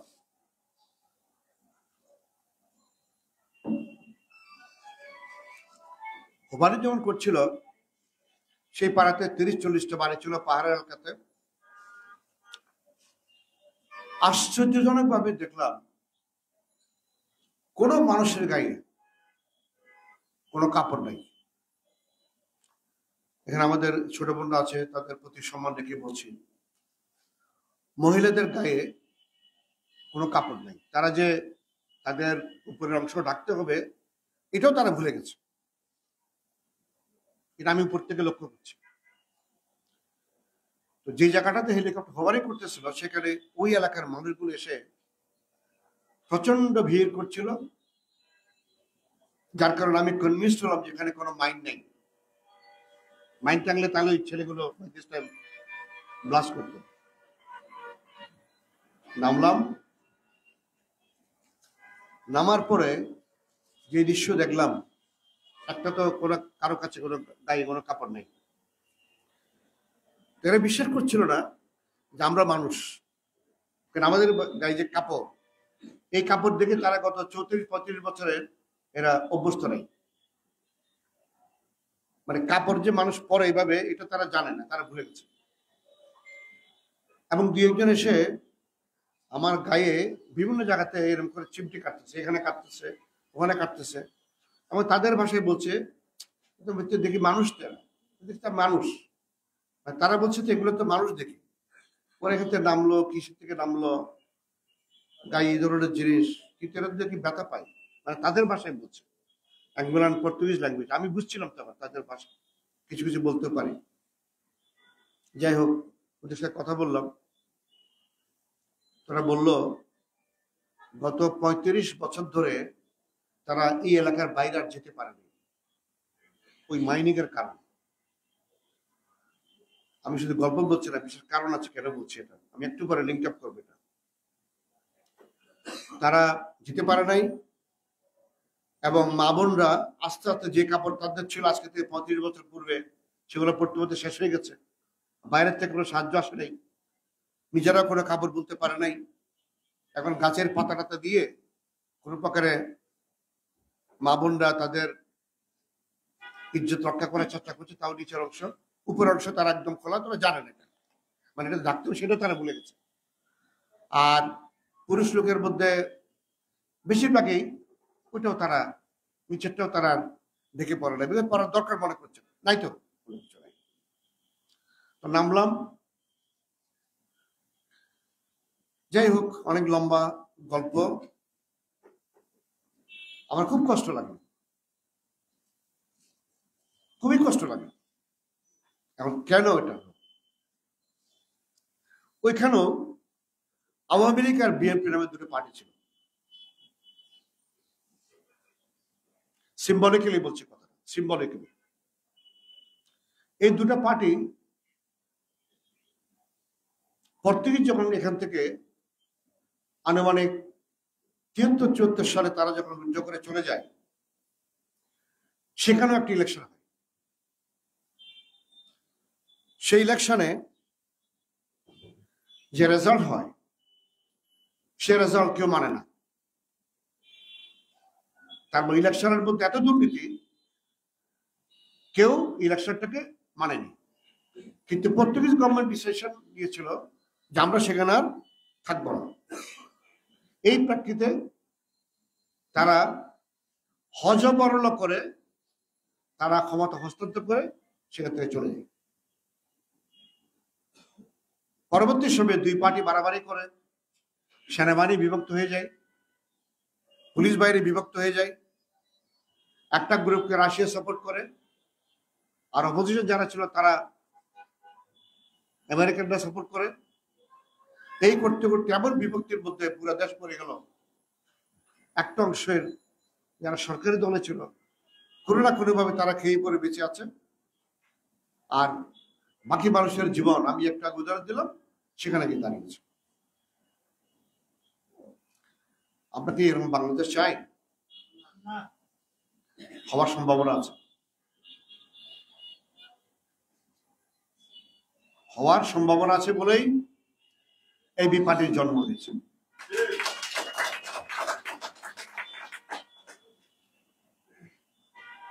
আমাকে কেউ জিজ্ঞেস করেছে বি পার্টির লিডারকে, আইসেট আমি বি পার্টির লিডার। তুমি কেন লিডারের কথা বলছো? আমাদের লিডার দরকার না, আমাদের লিডারশিপ দরকার।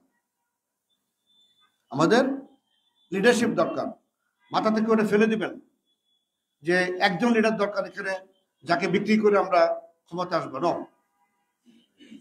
দেশ পরিচালনা করতে গেলে প্রত্যেকটা ব্যক্তিকেই দেশ পরিচালনার যোগ্যতা অর্জন করতে হবে, লেখাপড়া করতে হবে, জনগণের সাথে সম্পৃক্ত হইতে হবে, এবং তৈরি হতে হবে যে আমরা দেশ চালাতে পারি সবাই মিলে, একক কোনো ব্যক্তির উপর নির্ভর করে নয়।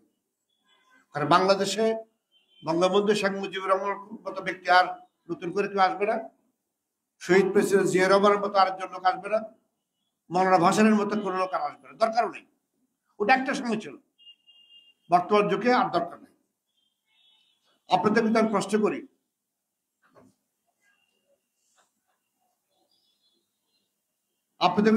করি, যে আমেরিকাতে নির্বাচন আছে সামনে, আপনাদের দুইজন লোককে হয়তো চিনেন, বাইডেন এবং ট্রাম্প। তার বাইরে কাউকে আমরা খুব একটা চিনি? আমেরিকানরাও চিনে না। তারা বিশ্বাস করে নট অন দ্য লিডার্স, তারা বিশ্বাস করে লিডারশিপের উপর, দলের উপরে। কোন দলকে ক্ষমতা আনলে দেশ ভালো চলবে সেটা তারা বিশ্বাস করে।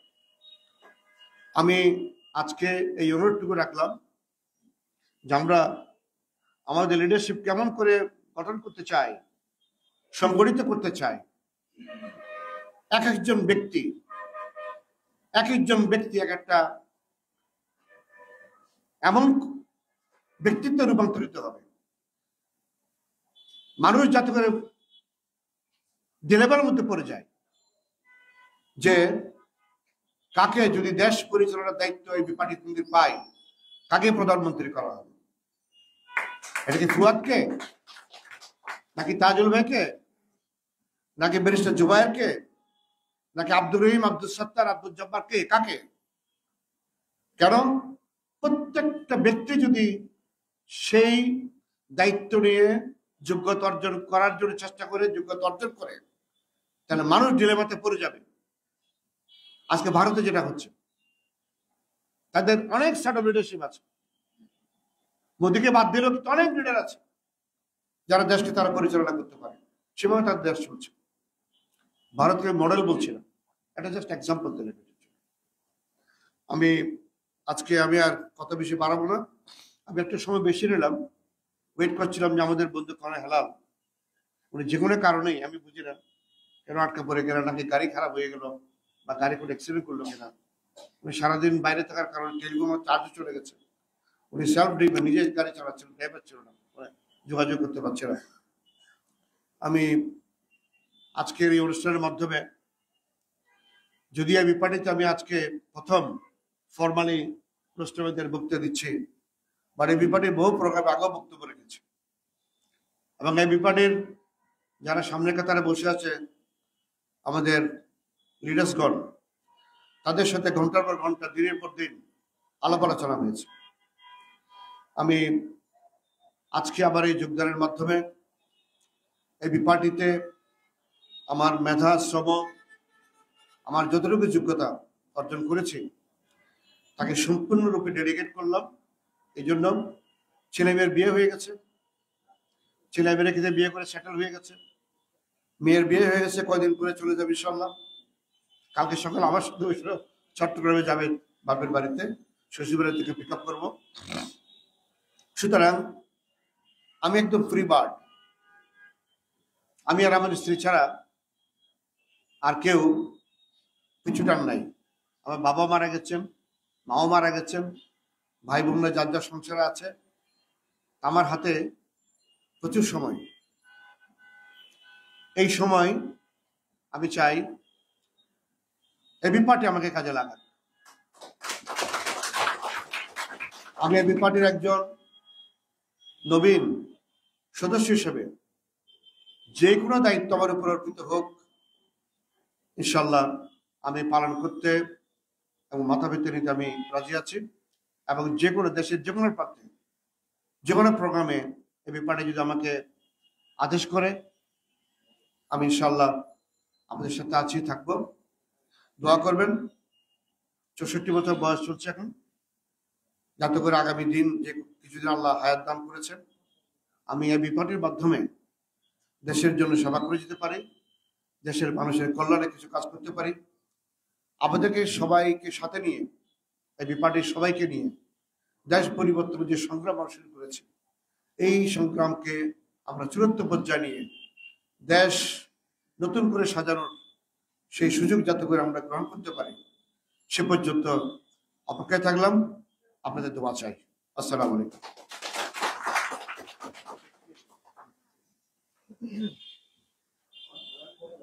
অনেক ধন্যবাদ কর্নেল অবসরপ্রাপ্ত দারুল আলমকে।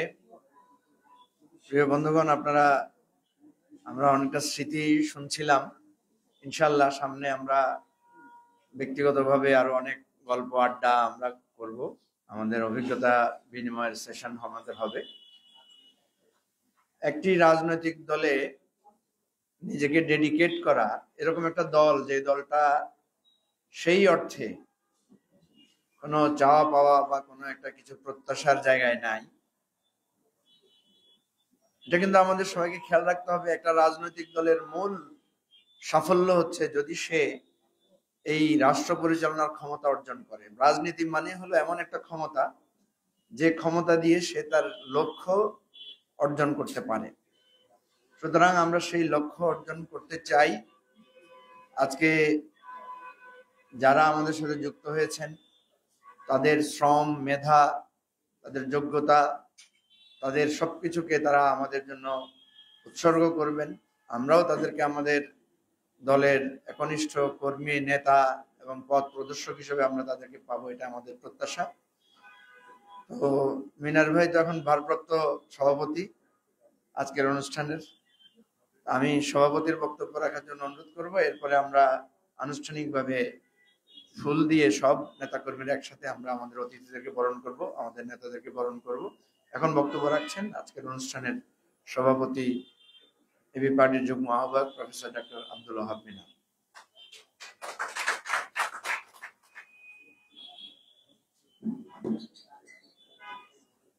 বিসমিল্লাহির রহমানির রহিম। আজকে আমার বাংলাদেশ পার্টিতে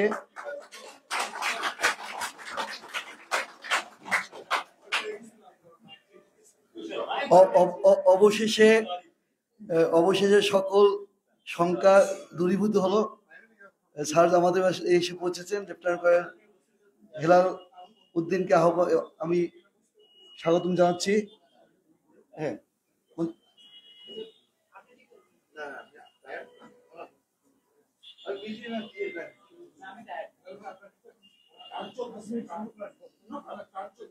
মানে আমাদের নানা শঙ্কা কাজ করছিল। প্রথম হচ্ছে যে আমাদের মধ্যে সবচেয়ে বেশি উত্তেজিত তাজুল ভাই ভাবছেন যে কিছু একটা নিশ্চয়ই এখানে ষড়যন্ত্র হয়েছে।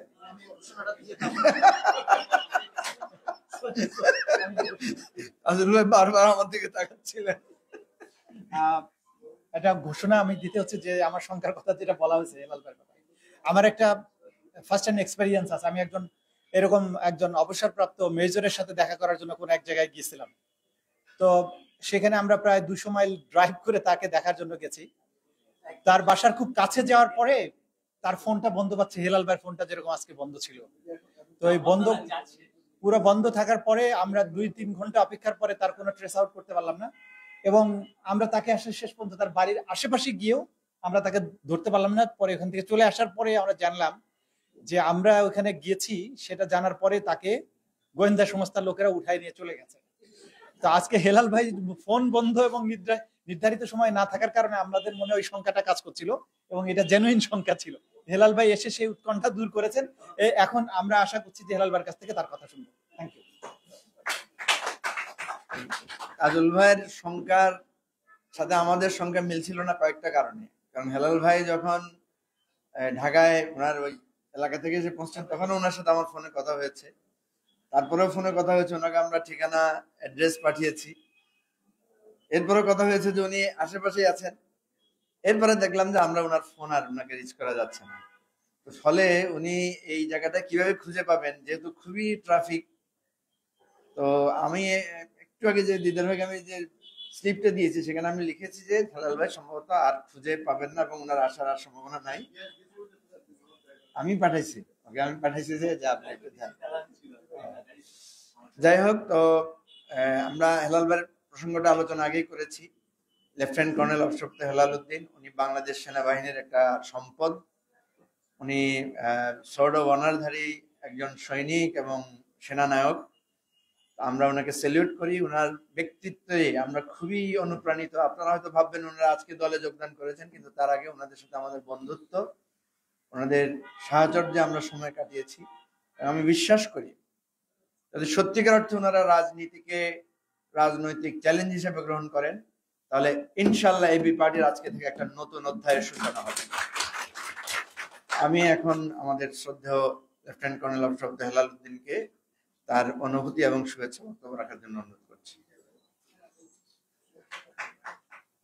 বিসমিল্লাহির রহমানির রহিম।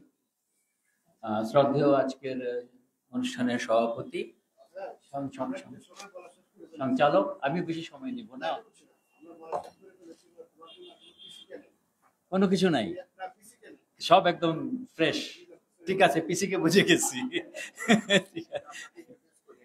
জি, এখন সভাপতি এবং আজকের অনুষ্ঠানের সঞ্চালক এবং অন্যান্য আমার সংগ্রামী ভাইয়েরা এবং বোনেরা, আসসালামু আলাইকুম। আজকের বিলম্বে আসার জন্য আমি একদিক থেকে আপনাদের কাছে ক্ষমা প্রার্থী, আরেক দিক থেকে আমি বলবো যে আমি আপনাদের কাজেই বাইরে ছিলাম, আমাদের দলীয় কাজেই আমি বাইরে ছিলাম। আমি বাংলাদেশ সেনাবাহিনীতে 69-এ কমিশন পাই, বাংলাদেশ মিলিটারি একাডেমি থেকে, না 79-তে, রাইট, 79-তে। এবং তার পূর্বে আমি ইঞ্জিনিয়ারিং ইউনিভার্সিটিতেও 1 বছর খানিক লেখাপড়া করি বুয়েটে। কাজেই আমার বাবাও বিমান বাহিনীতে একজন অফিসার ছিলেন, গ্রুপ ক্যাপ্টেন। উনি বাংলাদেশ আবহাওয়া বিভাগের প্রথম প্রতিষ্ঠাতা। স্পারসু যে নামটা আপনারা শুনেছেন, যেটা স্পেস রিসার্চ করে এবং ফ্লাড প্রেডিকশন করে, ক্রপ প্রেডিকশনস করে, এই কাজটা ওনার মাধ্যমে শুরু হয়। এটাকে remote sensing space and remote sensing organisation বলা হয়। এরও আগে উনি বাংলাদেশ ডিফেন্স সায়েন্স অর্গানাইজেশনের ডাইরেক্টরও ছিলেন।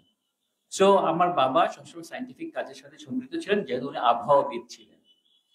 এবং ওনারই ধারাবাহিকতায় উনি বাংলাদেশের ঢাকা ইউনিভার্সিটির প্রথম গোল্ড মেডেলিস্ট ছিলেন অঙ্কে 1954 সনে। এবং ফার্স্ট ক্লাস ফার্স্ট ছিলেন। তার পরবর্তীতে আপনাদের দোয়ায়, আমার বাপ মার দোয়ায়, মুরব্বীদের দোয়ায় আমিও আল্লাহর রহমতে ওনাদের মান সম্মান মুখ রক্ষা করতে পেরেছি আমার লেখাপড়ার সময় এবং সেনাবাহিনীতে থাকাকালীন সময়।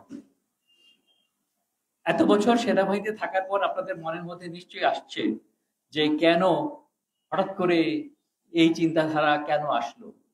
এই চিন্তাধারা কিন্তু আমাদের মধ্যে সেনাবাহিনীর প্রত্যেক সদস্যের মধ্যেই থাকে, কারণ আমরা ওতপ্রোতভাবে ইলেকশন মনিটরিং, ইলেকশন করানো, অর্গানাইজ করা, নিরাপত্তা দেওয়া, খুব কাছের থেকে আমরা ইলেকশনস গুলি দেখি, পার্টিদের কার্যক্রম দেখি এবং বিভিন্ন সংস্থায় থেকে আমরা এই সুযোগটা পাই বুঝার এবং দেখার। হয়তো সরাসরি আমরা সম্পৃক্ত হতে পারি না, কিন্তু আমাদের সকলেরই কিন্তু একটা অ্যালাইনমেন্ট, একটা অ্যাফিলিয়েশন আছে এবং থাকবে, এটাই স্বাভাবিক একটা সাধারণ নাগরিকের মতোই। তবে এবি পার্টির মতো একটি দলে আমি কেন যোগদান করলাম সেটার পিছনে আমি একটু ব্যাখ্যা দিই। অনেকদিন যাবতই কিন্তু আমি একটা ভালো দল খুঁজতেছিলাম, যে দলে থেকে দেশ জনগণের জন্য আমি এবং আমরা কাজ করতে পারবো। আমার খুব নিকট বন্ধু, আমার ব্যাচমেট, কোর্সমেট কর্নেল দিদার, উনি কিন্তু একজন বাংলাদেশ সেনাবাহিনীর শাইনিং কলার এবং সিগন্যালস এর একজন অফিসার, খুবই সুপরিচিত অফিসার, এবং উনিও কিন্তু আমারই ব্যাচমেট এবং উনিও খুব ভালো পজিশনে থেকেছেন এবং ওনারও দেশে বিদেশে আমার মধ্যে চাকরি করার অভিজ্ঞতা আছে। উনি ইউএসএ তে স্টেট ডিপার্টমেন্টে কাজ করার সুযোগ হয়েছে ওনার। এছাড়াও ওনার আরো বিভিন্ন পাকিস্তানে ওনার স্টাফ কলেজ করেছেন উনি। এছাড়াও দেশে বিদেশে ওনার অনেক প্রশিক্ষণ করা আছে এবং উনি রহমতে খুবই ফ্লাইং কলার, খুবই ভালো পজিশনে এবং ভালো করে উনি বের হয়ে আসছেন এবং আমি মনে হয় প্রত্যেক জায়গায় বাংলাদেশকে উনি যোগ্য হিসাবেই প্রমাণ করেছেন নিজেকে বাংলাদেশি হিসাবে। এবং আল্লাহর রহমতে আমাদের এটাই গুণ যে আমরা কিন্তু যেখানে দেশ বিদেশে যাই আমরা কিন্তু বাংলাদেশের সুনামটা রক্ষা করি এবং আমরা কিন্তু সকলে খুব ভালো করি। তা আমাদের সুযোগ হয়েছিল সেরকম ভাবেই দেশে বিদেশে প্রশিক্ষণের, এবং আল্লাহর রহমতে যে কটি বিদেশে আমরা প্রশিক্ষণ করেছি সবগুলি প্রশিক্ষণই খুব ভালো করেছি। আমি কিন্তু শান্তিরক্ষী বাহিনীতে ছিলাম এবং শান্তিরক্ষীর কাজের জন্য আমি বাংলাদেশ ইউনাইটেড নেশনস এ পিসকিপিং অপারেশন ছাড়াও ইউনাইটেড নেশনস হেডকোয়ার্টারেও আমি কাজ করেছি, তো আমার অভিজ্ঞতা সেখানেও আছে। এছাড়াও আমি 4 বছর দিল্লি দূতাবাসে ডিপ্লোম্যাট হিসাবেও কাজ করেছি। তো কাজেই আমার আল্লাহর রহমতে এবং কর্নেল দিদারের অভিজ্ঞতা যদি আমরা একসঙ্গে কাজে লাগাই তাহলে ইনশাল্লাহ আমাদেরকে যেই কাজে দিবেন সেই কাজটা আমি কথা দিচ্ছি যে ইনশাল্লাহ আমরা আমাদের সম্পূর্ণ ডেডিকেশন এবং নিষ্ঠার সাথে করব। আমাদের রক্তের মধ্যে এটাই হলো, আমার দ্বিতীয় জেনারেশন ইন দি আর্মি আর এয়ারফোর্স, আপনি বুঝতে পারছেন তাইলে যে আমাদের নির্ভেজাল রক্ত, একদম আমি গ্যারান্টি দিয়ে বলতে পারি। আমার দাদা চাষি ছিলেন, ব্যবসায়ী ছিলেন, উনিও কষ্ট খেটে খেয়েছেন, সবগুলি ছেলে মেয়েকে মানুষ করেছেন, এবং আমার বাবা সেনাবাহিনীতে ছিলেন, আমিও সেনাবাহিনীতে আছি, এবং আমার সব ছেলে মেয়েরাই আল্লাহর রহমতে আন্তর্জাতিক সংস্থায় কাজ করছে এবং প্রায় সকলে পেশায় কিন্তু আইনজীবী, এবং কেউ কিন্তু আইনের প্র্যাকটিসিং না, বাট আইনজীবী কিভাবে, যে ওনারা হয়তো সবাই বাংলাদেশে কালো গাউন পরেন, আমার ছেলে বিদেশে কালো গাউন পরেন, এবং ইন্টারন্যাশনাল ক্রিমিনাল কোর্টের কথা নিশ্চয়ই আপনারা শুনেছেন, যেখানে এখন খুব গাজাকে নিয়ে এবং এ সকল নিয়ে যথেষ্ট কাজকর্ম হয়, হিউম্যান রাইটস নিয়ে যেখানে অনেক আলোচনা হয়, সে সকল জায়গার মতো জায়গায় আমার সন্তানেরা কাজ করছে, প্রায় সবাই জাতিসংঘের কাজের সাথে সম্পৃক্ত আছে। এক্সকিউজ মি, মাফ করবেন। যাই হোক, আপনাদেরকে অনেকক্ষণ বসে রাখার জন্য আমি ওটা করছি, আপনাদের কাছে আমি ক্ষমা প্রার্থী। আর আমি আর বেশি দীর্ঘায়িত করবো কিনা আমি জানি না, দিদার একটু ইশারা দিলে আমার জন্য ভালো হয়।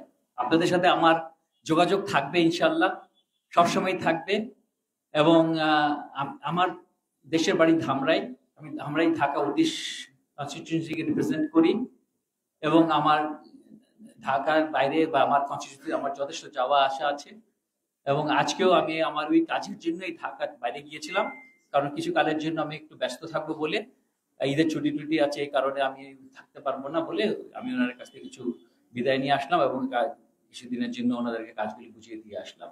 ইনশাল্লাহ আমরা আমাদের যাত্রা শুরু করেছি আপনাদের সাথে। আপনারা অনেক দূর, এবি পার্টির যারা অন্যান্য কর্ণধার আছেন ওনারা অনেক দূর এগিয়ে নিয়ে গিয়েছেন এবং ওনাদের সাথে সম্পর্ক কিন্তু আজকে কালকের বা আজকের থেকে শুরু হয় নাই, অনেক দিন ওনাদের সাথে আমাদের কথাবার্তা চলছে এবং আমাদের প্রায় বছর খানেক হবে না, আরো বেশি হবে। দিদার সাহেবের তো আরো বেশি, কর্নেল দিদারের আরো অনেক বেশি সম্পৃক্ততা ছিল এবং উনি অনেক গুণী এবং জ্ঞানী। আমার জ্ঞান থাকতে পারে, গুণ আমার একটু কম। কাজেই থ্যাংক ইউ ভেরি মাচ। যাই হোক, এটা লাইটার সাইড থেকে বলছি। তো এখন আমাদের কাজের সময়, আমরা কাজ করে যাব, কাজ দিয়েই ফলেই তো বৃক্ষর পরিচয়। কাজেই কাজ করতে থাকি, আপনারা দোয়া করবেন। আমি আপনাদের কাছে সামনে এসে দাঁড়িয়েছি শুধু একটা কারণেই, যে আপনারা যেন আমাদের দলটাকে, যারা এখানে আছেন আমার সাংবাদিক ভাইয়েরা, রাইটলি রিপ্রেজেন্ট করবেন, আমাদেরকে সাহস দিবেন। নিশ্চয়ই আপনাদের সকলের মনের মধ্যে অনেক আশা আকাঙ্ক্ষা আছে, আপনাদের ফ্যামিলিতে আছে, আপনাদের পরিবারের মধ্যে অনেক আশা আকাঙ্ক্ষা আছে। আপনাদের সেই আশা আকাঙ্ক্ষা আমরা যেন সঠিক প্রতিফলন ঘটাতে পারি, সেটাই আপনাদের কাছে আমি দোয়া করব। সেই জন্য আপনারা আমাদের জন্য দোয়া করবেন, যেন আমরা সেই কাজটা যেহেতু হাতে নিয়েছি, সেই কাজটা যেন আমরা সঠিকভাবে আল্লাহর রহমতে, আমি বলবো রহমতে এবং ওনার কৃপায় আমরা এটা ইনশাল্লাহ করতে পারি। সেইটাই।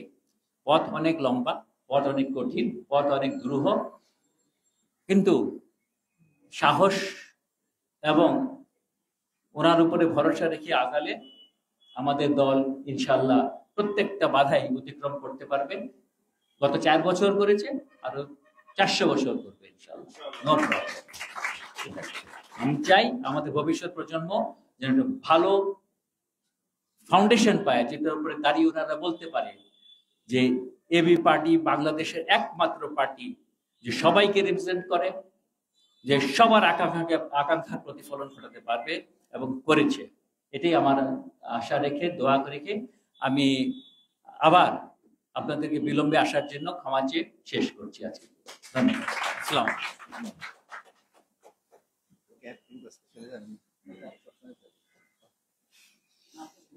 জি ধন্যবাদ।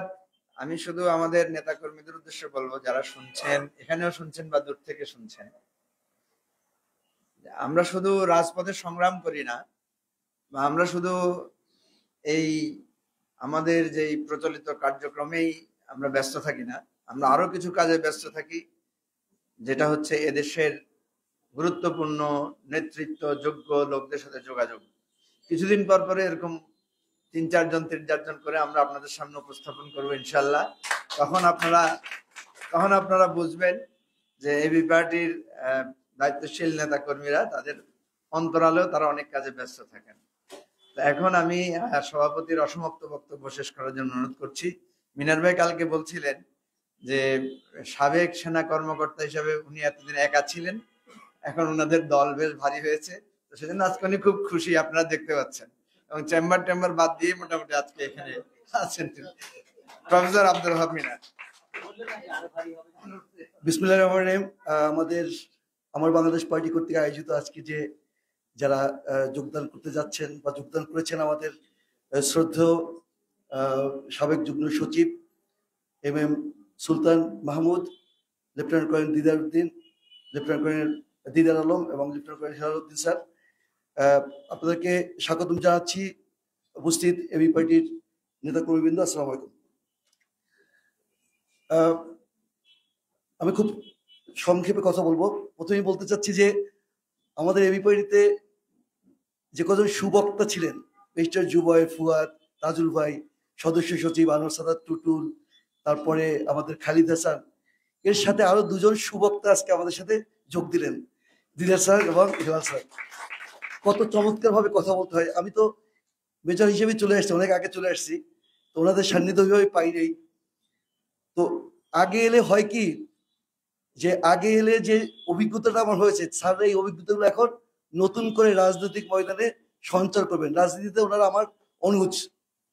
তো কাজে এখানে যে কি চড়াই উতরাই, আমাদের যে ভাই বোনেরা এখানে আছেন, জঙ্গল, আমরা যখন জঙ্গলের কথা বলি, একটা জঙ্গল, এই জঙ্গলটা বাইরে থেকে দেখলে আমরা পরিপূর্ণ দেখবো ওইটা একটা জঙ্গল, কিন্তু যে জঙ্গলের ভিতরে থাকে সে দেখে কিছু গাছপালা, সে দেখে কিছু পশু পাখি, পাখির গান শুনে, কুমির নালা দিয়ে যাচ্ছে, কিন্তু সে কিন্তু জঙ্গলকে ওইভাবে দেখে না।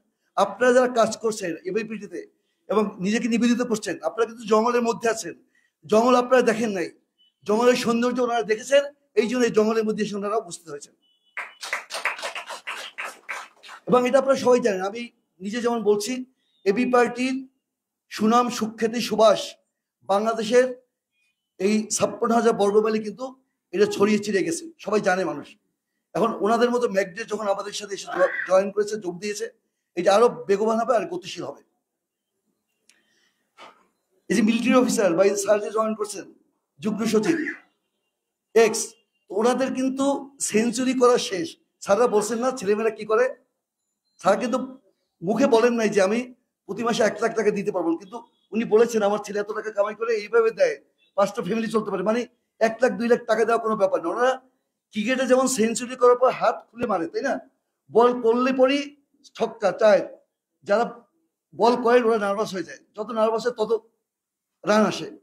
তো স্যারদের কিন্তু মিলিটারি অফিসার যারা অবসরপ্রাপ্ত, এরা কিন্তু শারীরিক এবং মানসিকভাবে ফিট থাকে, যেহেতু তারা একটা সুন্দর পরিবেশে থাকে, একটা প্লট পায়, ফ্ল্যাট বানায়, একটা থাকে, আবার অন্যগুলো ভাড়া দেয়, সুন্দর টাকা পয়সা আসে, এরকম একটা মানে ওয়েভ, সুন্দর বসন্তী বাতাস, কোকিল ডাকে, এই পরিবেশ রেখে রাজনীতিতে কি আসে বলেন? কিন্তু যে মনস্থির করে স্যারদের মতো যে আমি আমার দেশের জন্য, স্যাররা বললেন না যে দেশপ্রেমটা মিলিটারি অফিসারদের মধ্যে অটোমেটিক্যালি থাকে, কিন্তু রিটায়ারমেন্টের পর এইটা আবার ভাটা পড়ে। কিন্তু যারা এই সিদ্ধান্ত নেয় যে আমি এই দেশের জন্য নিজেকে বিসর্জন দেবো, তারা আসলে হাতাকাতা সব বিসর্জন দিয়ে, ওই যে বললাম যে বনের মহিষ তাড়ানোর মতো নিজের খেয়ে এই কাজটা করার জন্য সারা দৃঢ় প্রত্যক্ষ হয়ে আজকে আপনাদের সামনে কথা বললেন। এবং এরকম লোক আরো আছেন, রান্না করে ওনারা আসবেন, এখানে চলে আসবেন। এরকম লোক ছাড়তে যাওয়ার শীর্ষ, তাদের যারা বিএমএ তে ট্রেনিং করেছেন বা স্টপ কলেজে পড়েছেন, তারা দেখছেন যে আসলে এবি পার্টি কি করে, কোথায় যায়, কিভাবে মুভ করে, এবং তারাও আগামী দিনে সেখানে জয়েন করবে, এটা আমরা আশা রাখি। তো এটা হচ্ছে রাজনীতিটা কি আসলে, রাজনীতি হচ্ছে যে মেঘনা যে মোহনাটা সাগরের ওখানে, দূর থেকে মনে হবে কোনো ঢেউ ঢেউ কিছু নাই, কিন্তু আপনি ট্রলারে যখন ওখানে যাবেন দেখবেন যে কি তরঙ্গ। রাজনীতি সেরকম একটা জিনিস, কিন্তু আপনি যদি ওই ট্রলারটা চালাতে শিখেন, তাহলে আর যত ঢেউই হোক না কেন ট্রলার কিছুই হবে না। আমরা মোটামুটি ভাবে রাজনীতির সেই পাঠটা নিতে শিখছি বা এখানে আছি ময়দানে, এবং এবিপিটিকে চাচ্ছে বাংলাদেশের মানুষ, আমরা তাদের সেই যে চাহিদা সেটা যেন পূরণ করতে পারি, সেই আশাবাদ ব্যক্ত রেখে আপনাদেরকে আবার পুনর্বার আমাদের এই দলে অংশ করার জন্য ধন্যবাদ জানিয়ে শেষ করছি। আসসালামু আলাইকুম। ধন্যবাদ প্রিয় বন্ধুগণ। এখন আমরা ফুলেল স্বাগত জানাবো সবাই মিলে। আমি আমাদের নেতা কর্মীদেরকে সামনে আসার অনুরোধ করবো। তবে তার আগে একটা কথা বলছি যে আমাদের এখানে যে কয়েকটা শাখার নেতৃবৃন্দ আছেন, বিশেষ করে ঢাকা মহানগর দক্ষিণ, ঢাকা মহানগর উত্তর, যুব পার্টি, আমাদের ছাত্রপক্ষ, গাজীপুর, আমাদের শ্রমিক সংগঠন, আমাদের নারী সংগঠন, আমরা অনুরোধ আমাদের নতুন যোগদানকৃত নেতৃবৃন্দকে আপনারা আপনাদের প্রত্যেকটা শাখায় আলাদা আলাদা করে আপনারা ওনাদের সাথে ঘরোয়া বৈঠকে মিলিত হবেন, পরিচিত হবেন। আপনারা স্বতঃস্ফূর্তভাবে আপনারা ওনাদেরকে আমন্ত্রণ জানাবেন, আর ওনাদেরকে আমি বলবো যে ওনারা যাতে আপনাদের সেখানে সম্পৃক্ত হয়, তাহলে খুব সহজে আমরা একই সাথে একটি পরিবার আকারে আমরা কাজটা করতে পারবো। দেখেন আজকে একটা সিগনিফিকেন্ট ব্যাপার, 3টা নাম আমাদের সাথে যুক্ত হয়েছে, দিদার, হেলাল এবং সুলতান। দিদার মানে দিদার নামের মাহাত্ম্য আমরা জানি, হেলাল তো আরো খুব মাহাত্ম্যপূর্ণ, আর সুলতান তো মাশাআল্লাহ আমরা সুলতান পেয়ে গেছি, সুতরাং আমাদের আর কোনো অসুবিধা নাই। সুতরাং ইনশাআল্লাহ আমরা আজকের দিনটা দেখেন আমাদের যারা আমাদের দলের কর্মীরা আছেন, আমাদের প্রত্যেকটা দিন আমাদের জন্য একটা স্মৃতি, কারণ আমরা শূন্য থেকে একটা দল করার যে বাংলাদেশের অভিজ্ঞতা, এই অভিজ্ঞতা বাংলাদেশে খুবই কম লোকের আছে। এখন এই শূন্য থেকে দল করে দলকে আস্তে আস্তে নিয়ে বিস্তৃত করা এবং দলকে রাজনীতির মূল সাফল্যের জায়গায় নিয়ে যাওয়া, এটা বাংলাদেশে যদি মানে আমরা এটা করতে পারি তাহলে আমরা একমাত্র এই অভিজ্ঞতার অধিকারী হবো, আর কারো পক্ষে এই অভিজ্ঞতার সুযোগ থাকবে না। সুতরাং আপনাদেরকে আমি অনুরোধ করব, আপনারা ধৈর্য ধরে কষ্ট করে এই চ্যালেঞ্জটা এগিয়ে যান, ইনশাল্লাহ সামনে আমাদের সুদিন আসবে। সবাইকে ধন্যবাদ। আমরা একটু সবাইকে সামনে আসতে বলবো। আমরা এখন অতিথিদেরকে ফুল দিয়ে একসাথে বরণ করে নেব। চেয়ারগুলো একটু সরাই দিলে ভালো, চেয়ারগুলো নিয়ে যান।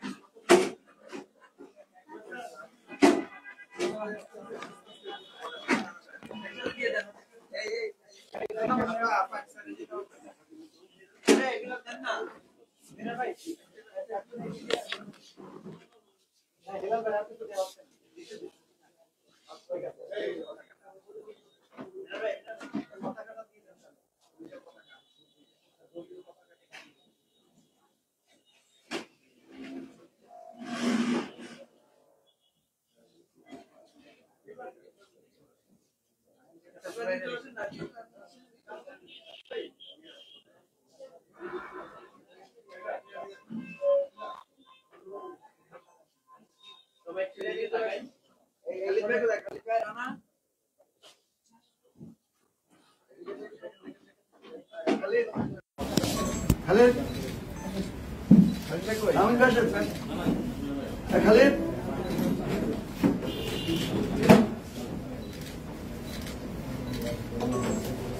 বড় ফ্রেমে একটা ছবি নিয়ে